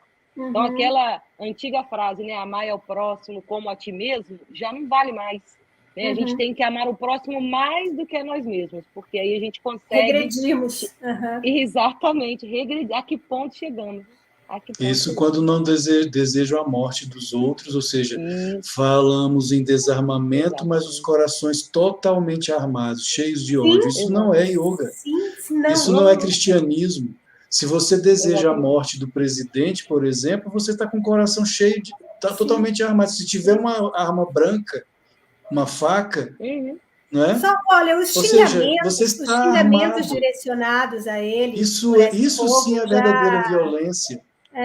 Sabe? Na autobiografia de um yogi, Yogananda conta o episódio do pernilongo, né, que estava atrapalhando a meditação dele. E se o Yukteswar disse a ele, vá, mate o pernilongo, seu pensamento você já matou. E ele, mas mestre, e a ahimsa, não violência? E o Yukteswar diz a ele, a não violência é dentro de você. Então, se você deseja a morte do presidente, você é violento. Você está violando a ahimsa. Mas era relativização que eles falavam de tudo, né? Ai, não, só para eles sim, né? E outra coisa, o Shivananda, vocês sabem o que Shivananda fala sobre o autêntico iluminado? Quem que ele coloca como exemplo de autêntico iluminado? Arjuna. Sabe por quê? Ele diz, o iluminado que se ilumina dentro de casa não se compara àquele que foi para a guerra. Sim. Aquele que está na guerra é o autêntico iluminado. Sim. É infinitamente mais difícil você alcançar a iluminação estando na guerra. Ou seja, é infinitamente mais meritoso. E aquele que morre no campo de batalha, ele tem garantido, né, os reinos celestiais e uma vida em uma família próspera na próxima encarnação. O Simon colocou aqui também, vamos agradecer aos hippies por esta distorção, que exatamente começou lá mesmo, na contracultura. Isso tudo vem, se nós formos ver Yuri Bezmenov, ex-agente da KGB, ele explica tudo o que aconteceu com o yoga aqui no Ocidente. O yoga foi usado, a meditação e a meditação transcendental. Quem não conhece Yuri Bezmenov foi um ex-agente da KGB que foi para a Índia com o intuito de destruir a cultura indiana, porque agentes da KGB foram espalhados por todo o mundo. Quem não conhece a história, acho que deve ter aqui no YouTube, tem todo um documentário, Yuri Bezmenov. Ele entregou todos os planos da KGB. Então com o objetivo de utilizar o yoga para aliciar, não é nem aliciar, é para desarmar as pessoas. O yoga, a meditação é uma coisa da paz. Então, você entrando naquela paz, naquela bem-aventurança, você não vai querer utilizar armas. Essa é uma forma de você desarmar a população. E desarmando a população, quem que eles colocam, como acontece na Venezuela, como está acontecendo na Argentina, em Cuba, o povo desarmado, ele não tem condições de lutar contra um exército, não é? Contra a força nacional, como ocorre na Venezuela. Por quê? Porque o povo está desarmado. Então, a verdadeira intenção dos comunistas não é outra, não é paz. Não é paz. Tanto é que eles enchem o coração das pessoas de ódio. As pessoas que estão dentro dessa ideologia estão com o coração cheio de ódio. Não estão desarmadas. E o que eu acho mais triste nisso tudo aí é que a gente vê, eu olho para essas pessoas e eu não tenho assim um sentimento de pena, eu não diria pena, mas a gente olha e fica como o engano, né? Como a ilusão, ela entra na mente de quem não tem ela fortalecida. Né? Você vê, se a pessoa tivesse estudado, né, se aprofundado, esse tipo de situação nunca aconteceria na vida dela. Nunca, nunca. Ninguém entraria na mente dela, nunca levariam a viver na ilusão. Né? E ainda assim, quando você fala para a pessoa se aprofundar, ela é tão autossuficiente, tão muito melhor, né? Que ela acha que ela não precisa. Não, eu já li, eu já estudei, mas já tudo mesmo, né? E esse outro aqui, você poderia dar uma olhadinha, que tem né? Ele leva você para um outro caminho que vai chegar no mesmo lugar, mas aí a gente amplia. Não, mas eu já li, já isso. Aí não tem como você conversar com essas pessoas, né? Quando não fazem pior e pegam trechos, distorcem para defender aquele equívoco delas, né? Exato. Não leem a obra do começo ao fim. Então, assim, quando eu estava lendo esse Deus Falou com a Arjuna, que como eu debrucei, foram 2 meses de leitura dos 2 volumes, que dá mais de 1.300 páginas, mais ou menos. Junto, eu tinha outros livros de base. O livro está todo marcado, eu já revisei ele várias vezes, eu pego ele toda semana. E, assim, ainda assim tem impacto. Continuo tendo impacto, continuo tendo compreensões mais aprofundadas. E, assim, graças a Deus, agora eu já não estou mais na fase que está doendo. Eu estou na fase que está libertando cada vez mais, porque uma compreensãozinha um pouco mais aprofundada de algo só está me dando mais base, mais segurança, inclusive, para enfrentar. Né? Eu vivo num meio, eu trabalho numa associação, que eu sou a minoria, né? Então eu tenho que lidar com uma realidade. Eu tenho né, no trabalho e tal, mas eu diretamente estou em contato com pessoas que estão completamente cegas e cheias de ódio. Né? Eu cheguei a receber uma mensagem do professor de yoga super conceituado, que eu vou falar para vocês, foi difícil de acreditar, tanto que a mensagem foi apagada do grupo, né? Pelo menos isso foi feito pelo administrador, mas eu tive tempo de salvar, porque era bastante inacreditável, triste, não me senti eu diretamente ofendida com aquilo, mas fiquei muito entristecida de ver o grau da pessoa. Agora, eu vou falar uma coisa para vocês, como o Palmeirinho estava falando antes. Esta pessoa em específico, que mandou essa mensagem cheia de ódio, mas era ódio da primeira palavra até o ponto final, não tem uma semana que ela não está em médico. Pois é. Sim, problemas de saúde, a gente precisa estar no médico, vai para o médico, passou o final de semana na cama, e não enxerga, entendeu? Não agora, enxerga, exatamente. Né? Exatamente. Também eu falo que é tão simples, gente, é tão simples, né?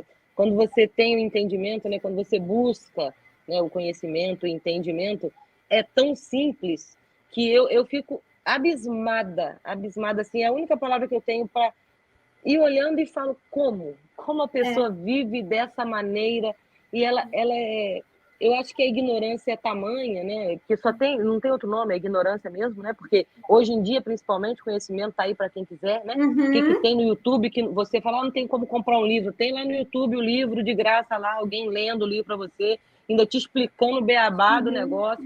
Então, por falta de opção para obter esse conhecimento, não é justificativa, né? E a pessoa não consegue enxergar que essa ignorância, esse ódio vai comendo ela por dentro. Né? Enquanto ela olha para uma outra pessoa que, na visão dela, é um insignificante.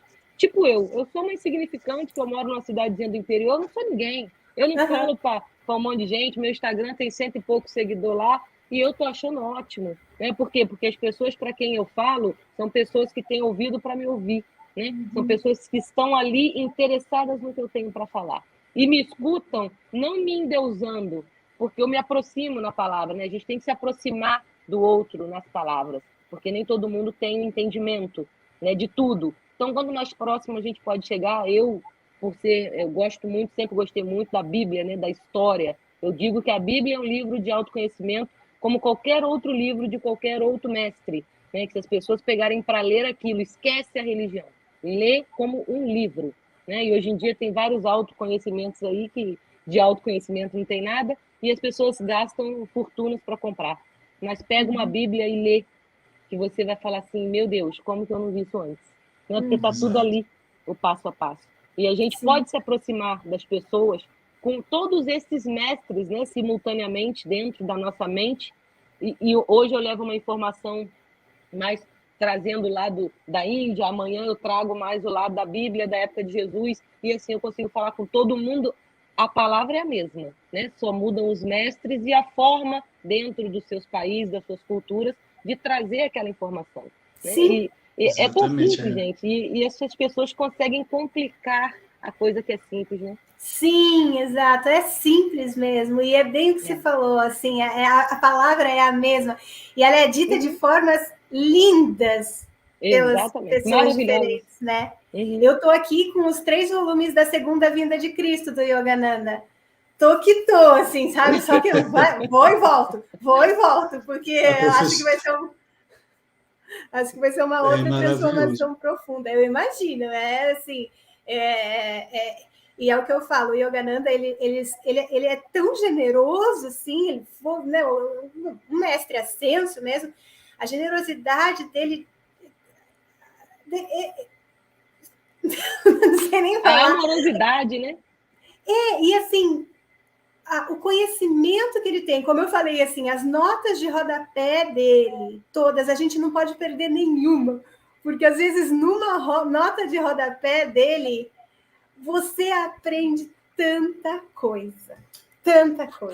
Então, o conhecimento é muito vasto. A segunda vinda do yoga, o conhecimento é infinito, é como a professora Solange colocou aqui, perfeito, Palmeirinha, guardiões desta filosofia sagrada. Que é exatamente o que você está falando, né, Bianca? Sim. Fiquemos firmes sem rigidez, flexíveis sem moleza, fé sem dogmas. Ótimo, perfeito. A riqueza é infinita do yoga. Ela colocou mais aqui também. Vivo do yoga, mas mantenho a filosofia religiosa em cada aula. Os alunos diminuíram.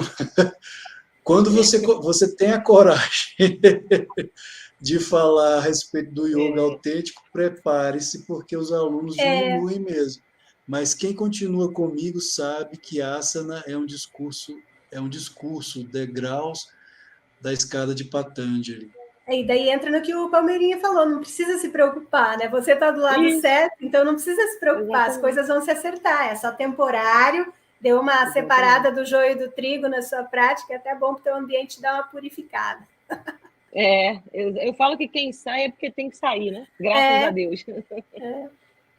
Falando na Academia Hermógenes, rapidinho, na Academia Hermógenes, na época que eu fui aluno, depois dei aula e tudo, a gente lia um pensamentozinho no início, né?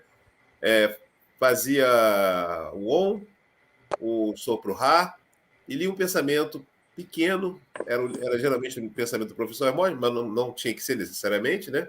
Podia ser de qualquer mestre, e a gente comentava rapidamente. Isso era uma coisa muito rápida, né? Tipo 5 minutos, no máximo, né? Normalmente. Então, nada demais. Você simplesmente... Aquilo ali era o quê? Pequenas gotas homeopáticas para que a pessoa refletisse a respeito de uma coisa, não é? E começasse a ver uma outra forma de enxergar a vida. A gente escolhia um pensamento, não precisa ser nada muito religioso demais, não é? Mas de vez em quando, sim, sempre bota Deus ali. A palavra Deus tem que ser falada. As pessoas têm medo de falar Deus. Fala a palavra Deus, tem que falar. Não precisa ficar o tempo todo falando. Mas de vez em quando, solta uma coisinha. Porque, no fundo, as pessoas gostam. Olha, onde eu dou aula, né, as pessoas sabem muito bem que eu sou religioso. Eu faço questão de falar. Não tem uma reunião de paz que eu não diga que eu não sou religioso. Eu falo, não, eu sou religioso, eu faço questão de levar uma vida religiosa. Eu não quero nem saber o que eles pensam. Eu quero que saiba imediatamente que a minha posição é essa. Não é? Alguns gostam, outros não ligam. Não é? Mas nunca ninguém disse que é ruim, nem quis tirar o filho. Não é? Eles querem mais é que dê aula, mas eu quero que eles saibam. E os funcionários também sabem. Então, comigo, por exemplo, não existem certos movimentos que fazem, que são coisas que eu sei que não são boas. Nunca chega para mim esse tipo de coisa. Eu não quero que chegue mesmo. Não é? E outras coisas. As pessoas nem imaginam falar certas coisas comigo. E é assim que tem que ser. Mas, assim, você vê, numa situação em que acontece uma coisa, por exemplo, eu estava caminhando, eu sempre vou pro trabalho cantando o Gayatri, ou algum outro mantra, mas atualmente é o Gayatri. Então, dessa vez eu tinha ido de condução, saltei uns 10 minutos antes do colégio, fui andando, cantando meus mantras, né? E aí passou uma moto por mim, os dois passaram olhando, aí voltaram com a moto na minha direção, mas eu nunca fui assaltado na minha vida. Nunca. Eu nunca passei por essa situação. Eu estou sempre ligado em outras coisas, né? Sempre coisas positivas. Eu afasto mesmo o que não é positivo. Então, eu nem imaginei que os caras iam querer me assaltar. Não passou na minha cabeça. Os dois eram aquele tipo mesmo que parece que é bandido, mas aí voltaram, um saltou, veio na minha direção, e eu estava assim, ué, o que será que esse rapaz quer falar comigo? Não estou entendendo. Aí ele tirou, eu tinha acabado de ouvir os meus mantras, que eu ficava repetindo e cantando, acabado de ouvir. Aí guardei o celular no meu bolso e nessa hora o rapaz estava chegando. Porque ele passou, viu que eu estava ali sozinho, né? Era muito cedo. E então ele chegou e falou assim, tirou o celular do meu bolso e falou, perdeu.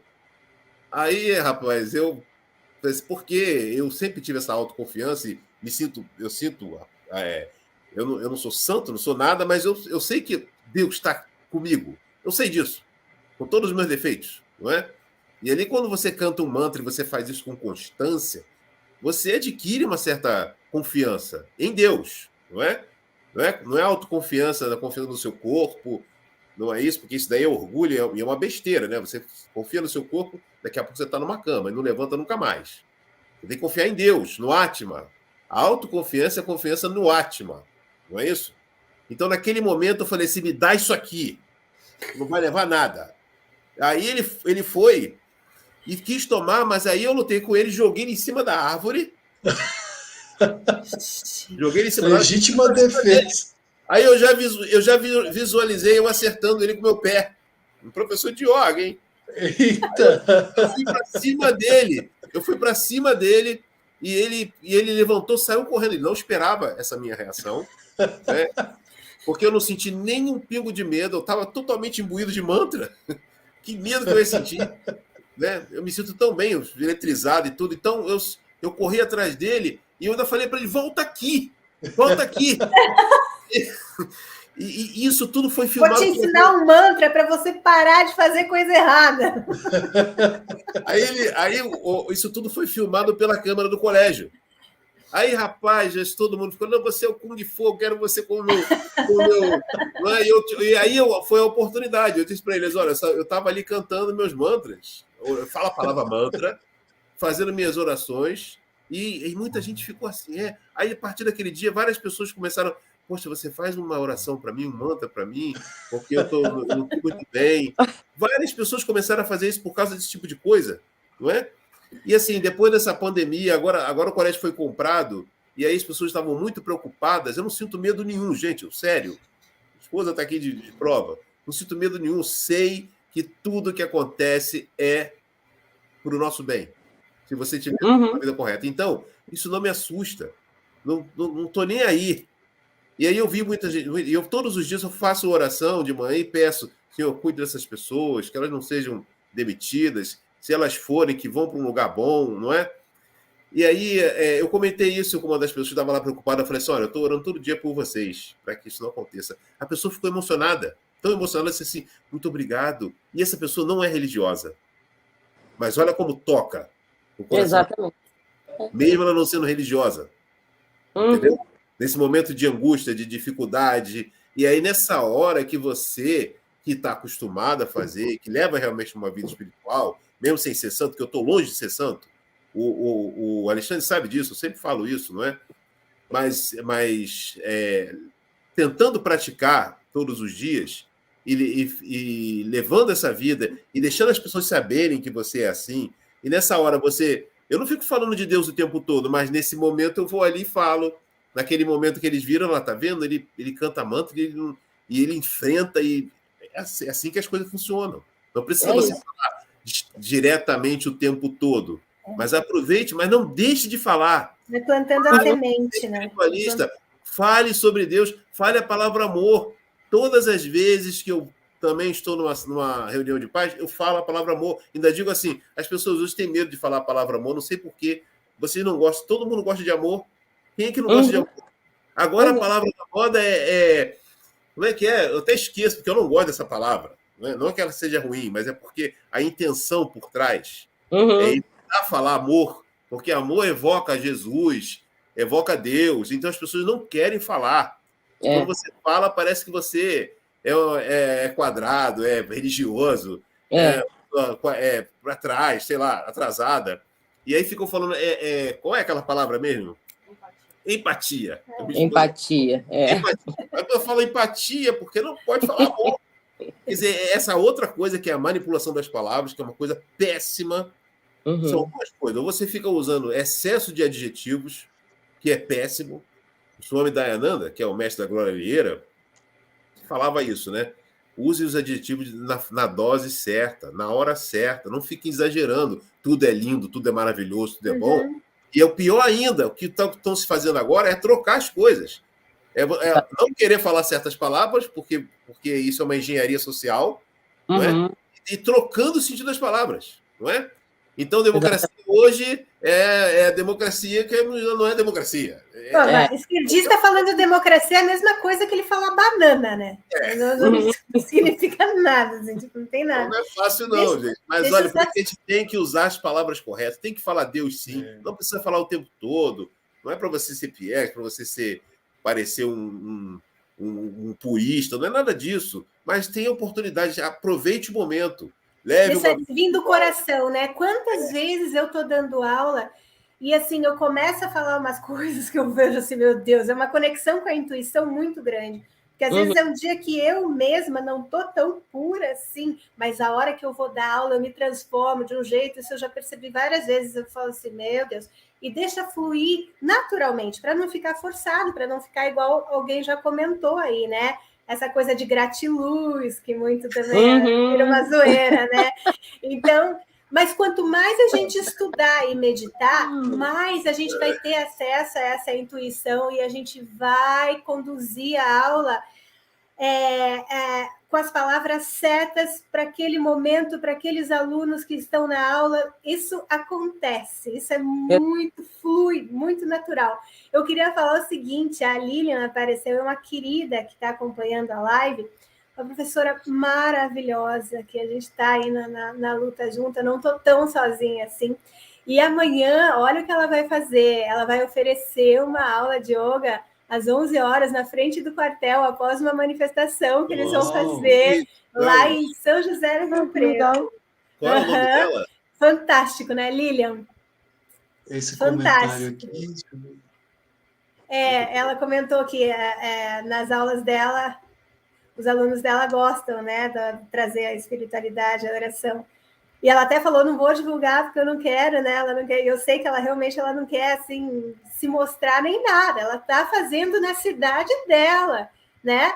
E é isso que eu valorizo demais, esse comportamento das pessoas no seu dia a dia, igual ai meu Deus do céu, fugiu o nome, Fabi, fugiu, não estão com os nomes das pessoas aqui, a Júlia. Igual a Júlia estava falando, dela não ser ativa nas redes sociais, né? Mas eu acho que a grande coisa da nossa vida é a gente ser ativo nos nossos bairros, a gente sair no bairro no final de semana para ir na feira, encontrar os nossos alunos e ter aquele encontro. Eu acho que isso que vale muito mais do que você ficar numa tela falando muitas vezes coisas superficialmente sem estar envolvido, né? Então é isso que a Lilian está fazendo. O Maurício, querido, exato, dá no projeto aqueles que defendem o Dharma. A Júlia caiu. Ela travou ali. Que bênção, né? Yoga na educação com Maurício, que seja bem-vindo, meu irmão. Namastê. Maurício é uma pessoa incrível também. Essa frase aí, que você tinha colocado aí, muito boa, que é o Dharma protege quem protege o Dharma. Isso aí é uma frase do Manu Smriti, que é o Manu é o primeiro legislador, não é? O primeiro homem, o primeiro legislador. Isso muito valorizado até hoje. É Dharmo Rakshati Rakshataha. É famosíssimo essa Dharma protege quem protege o Dharma. Isso aí, minha professora fala sempre, a Laura Packer. Quando eu estou muito agoniada, daí eu, professora, estão fazendo isso, meu Deus do céu, não estou aguentando dela. Vocês estão falando desse negócio aí da professora que faz oração e as pessoas gostam. O Suassuna, vocês devem conhecer, ele costumava dizer assim, ó, se você oferecer se você oferecer filé mignon pro cachorro, ele vai adorar filé mignon. É porque vocês só dão osso para ele. Aí ele adora osso. Agora experimenta dar filé mignon para ver se o cachorro não vai gostar. Então, as pessoas, assim, não se oferecem aquilo que é o melhor. Quer dizer, a literatura é ruim, não é? É sempre... Hoje, a literatura na escola, não é? Ela não tem base, não tem fundamento moral, que é o que tinha que ter. Pô, a criança ela precisa aprender o que é certo e o que é errado. Exatamente. É a base da sociedade, é o que sustenta a sociedade, é você saber o que é certo e o que é errado, o que é o bem e o que é o mal, o que você aprende quando você é criança, você leva para o resto da vida. Então, era justamente porque são crianças, justamente porque estão na fase de aprendizagem, que a leitura deveria ser, não só a leitura, né? A música também, a arte de uma maneira geral. Não é para você ver uma lata de lixo em cima de uma privada e dizer que aquilo ali é arte. Uma coisa feia, ridícula, que evoca sujeira, cheiro ruim.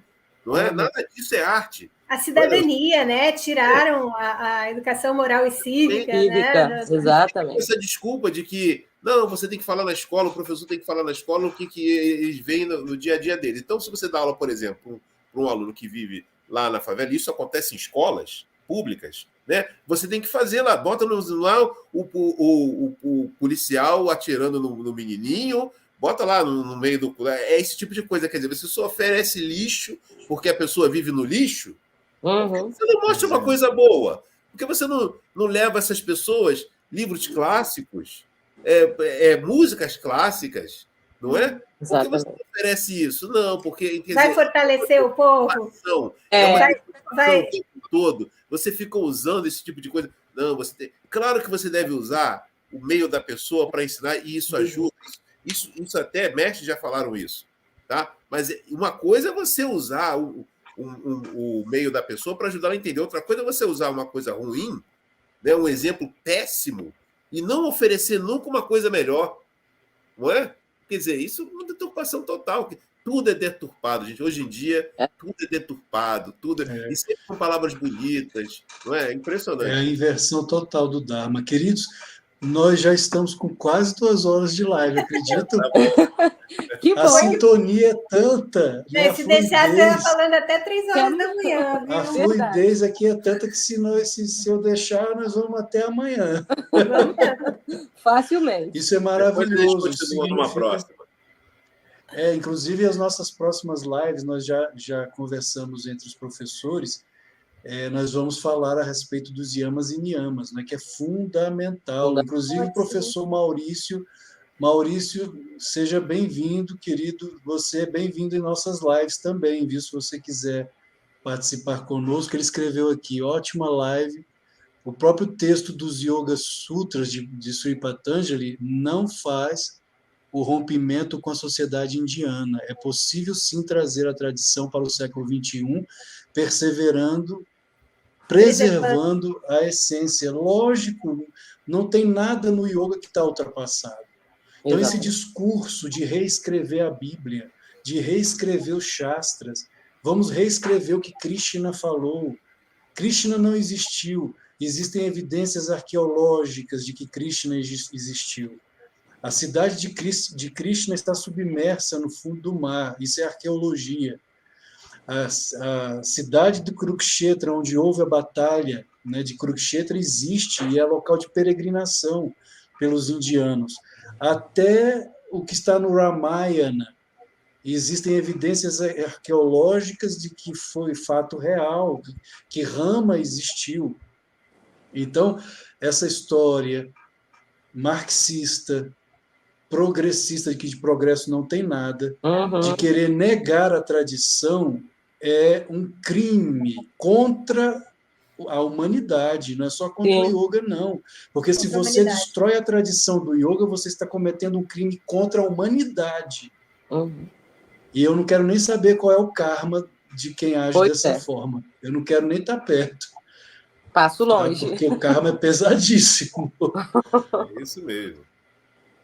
E professores de yoga também, que estejam nos ouvindo, eu sempre falo, se você deturpar o yoga, se usar o yoga para qualquer outra coisa, para satisfazer seus sentidos, para enganar as pessoas, seja lá o que for, se você fizer isso, você vai pagar caro.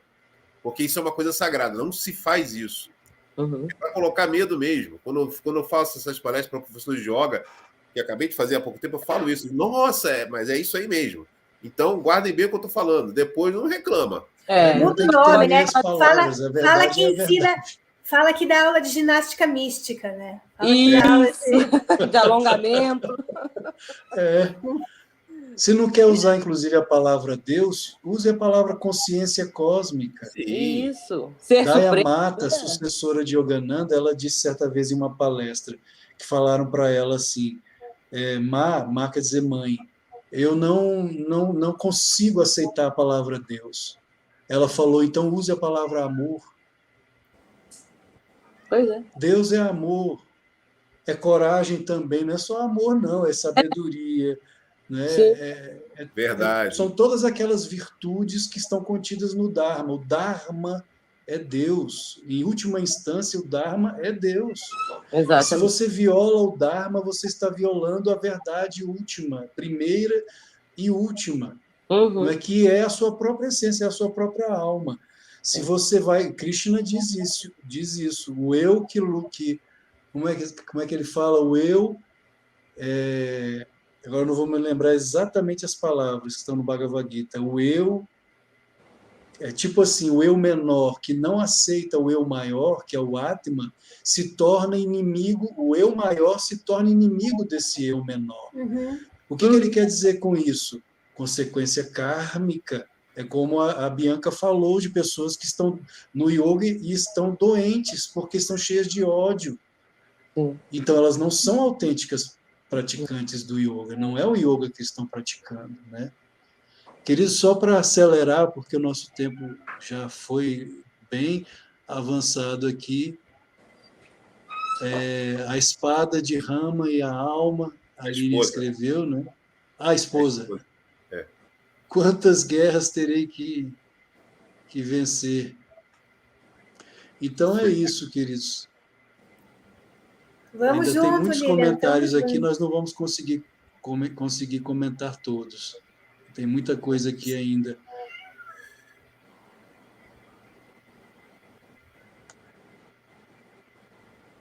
Muito legal, gente. É sim, muito bom. Considerações finais, então, só fechando, eu iniciei falando a respeito de Deus, né? Deus, yoga não existe sem Deus, e não existe sem os yamas e niyamas. Então, as nossas próximas lives serão sobre os yamas e niyamas. Se você tira yamas e niyamas do yoga, você não tem yoga. É básico, é o Dharma, né? Eu vou pela ordem aqui. Bianca, por favor, as suas últimas considerações. Já quase 2 horas de live.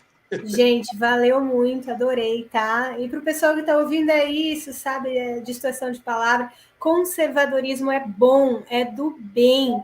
Quando alguém fala, sou conservadora, fala para mim, você é uma conservadora, eu escuto assim, você é uma linda. Porque conservadora, para mim, é elogio. Quem me chama de conservadora, para mim, está me elogiando. Então, assim, estudem e meditem, e não tenham apego por uma visão errada, seja porque vocês têm medo de decepcionar família, amigos ou alunos. Sejam livres, se libertem o quanto antes de visões equivocadas. Estudem mais, tanto quanto sobre o yoga, quanto sobre o conservadorismo. Olhem os exemplos que existem no mundo, que são mais do que suficientes para dizer o que é certo e o que é errado, tá? E busquem mesmo ter coerência nas suas atitudes e nas suas palavras, e sejam felizes e livres, todos. Todos os seres sejam livres e felizes. Valeu, gente. Gratidão, Bianca. Gratidão. Juliana. Eu falo muito, eu vou resumir bem um pouquinho aqui. Eu só queria mesmo pedir para as pessoas porque hoje em dia sempre tem essa questão de fazer parte do grupinho, né? Então, às vezes, eu nem sou essa pessoa, eu não penso assim, né? O meu interior é completamente diferente de tudo que está ao meu redor, mas, ainda assim, eu me sinto obrigada a pertencer a esse grupo, né? Que não fala comigo, que não conversa com quem eu sou. Então, o que eu digo para você é que as diferenças, elas existem. Somos todos diferentes. Podemos ter coisas em comum, mas não somos iguais.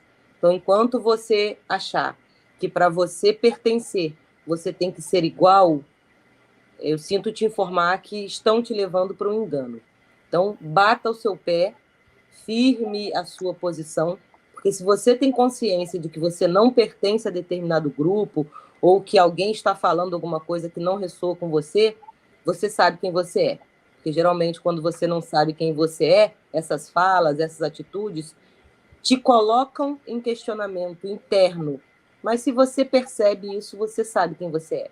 Então persevere, continue falando sobre amor, continue falando sobre Deus, sobre Krishna, sobre Buda, sobre quem você acha, né, que dentro dos seus estudos é a pessoa que nos guia. E não desistam, porque desistir é sempre mais fácil e ninguém diz pra gente que estar aqui seria fácil. Né? Estamos aqui para lutar, a luta justa, né? O jogo honesto, sem causar prejuízo ao próximo.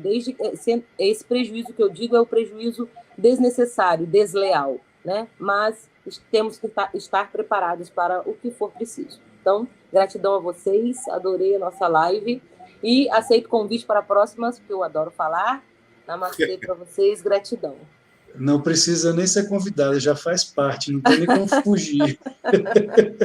Gratidão, Juliana. Gratidão. Eu ia falar exatamente isso. Duas coisas que o professor Hermógenes falava muito, me ensinou, com quem eu convivi muito, e ele dizia assim, não tenha medo de ser diferente. Isso me marcou muito. Quando eu tinha 18 anos, eu li essa frase dele. Não tenha medo de ser diferente.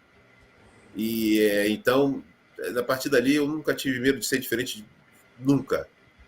E isso nunca me atrapalhou. Pelo contrário, né? Eu passei a ser vegetariano, as pessoas achavam isso há 40 anos atrás, isso era muito estranho. Né? Então, onde quer que eu fosse, as pessoas... Não, é vegetariano, mas sempre as pessoas gostavam de mim. Eu trabalhei uma época em hotelaria, eu era gerente de hotel, né? Ia reuniões de uma rede importante no Rio de Janeiro. Né? Então, havia reuniões de gerentes, né? E eu não lia jornal, eu não sabia nada de notícia, né? Eu não era mulherengo, porque quando a maioria era, não é? Aqueles homens, sabe como é que é o estilo masculino, né? E era completamente diferente, mas eles faziam questão que eu estivesse ali com eles, não é? Porque quando você tem realmente Deus no coração, ele procura ter essa vida espiritual, o Swami Shivananda dizia isso, né? Se você realmente praticar yoga, se você procurar realmente levar a sério, né? Mesmo que você não consiga ser perfeito, mas se você realmente faz um pouco que você fizer, vão dizer que você é o avatar. As pessoas vão adorar você. Ele dizia assim, esse livro é como fazer amigos e influenciar pessoas. É uma página na filosofia do yoga. Pratique yoga, vive yoga, e você vai ser adorado por todos. Não importa se você é diferente, não é? Então, não tenha medo de ser diferente. Não precisa ter medo, simplesmente viva, seja feliz, fique sempre alegre, trate bem as pessoas com amor e as pessoas vão te adorar. Não importa se você não come carne, não importa se você não lê notícia, não consegue conversar sobre notícia, porque eu passei minha vida assim. O gerente geral do hotel ele falava assim, gente, você não sabe nada do que está acontecendo no mundo? Não, mas eu passei a ser o melhor amigo dele. Ele me chamava para fazer tudo. Não é? Apesar de ser completamente diferente dele. E quando ele me chamava para fazer as coisas erradas, eu falei assim, isso não me chamam para beber, ele falou, vamos sair, eu falei assim, não me chamam para beber, nem coloca a mulher no meio.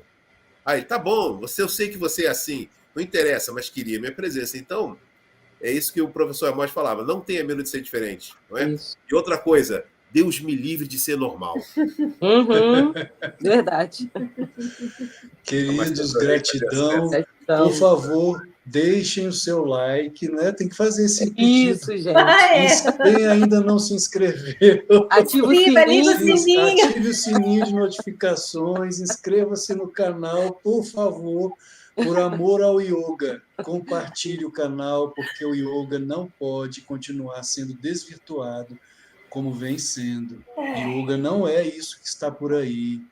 Yoga real, yoga autêntico vem de Deus, é um caminho interno para Deus, para a autorrealização, e não existe yoga sem Deus. Yoga sem Deus é pássaro sem asas. Namastê, querido. Namastê. Gratidão. E Deus salve o nosso Brasil, e salve o mundo, salve a humanidade, liberte a humanidade do pior dos inimigos, como disse Yogananda, que é o comunismo. Amém. Namastê. Namastê. Gratidão. Gratidão, gente. Tchau. Tchau.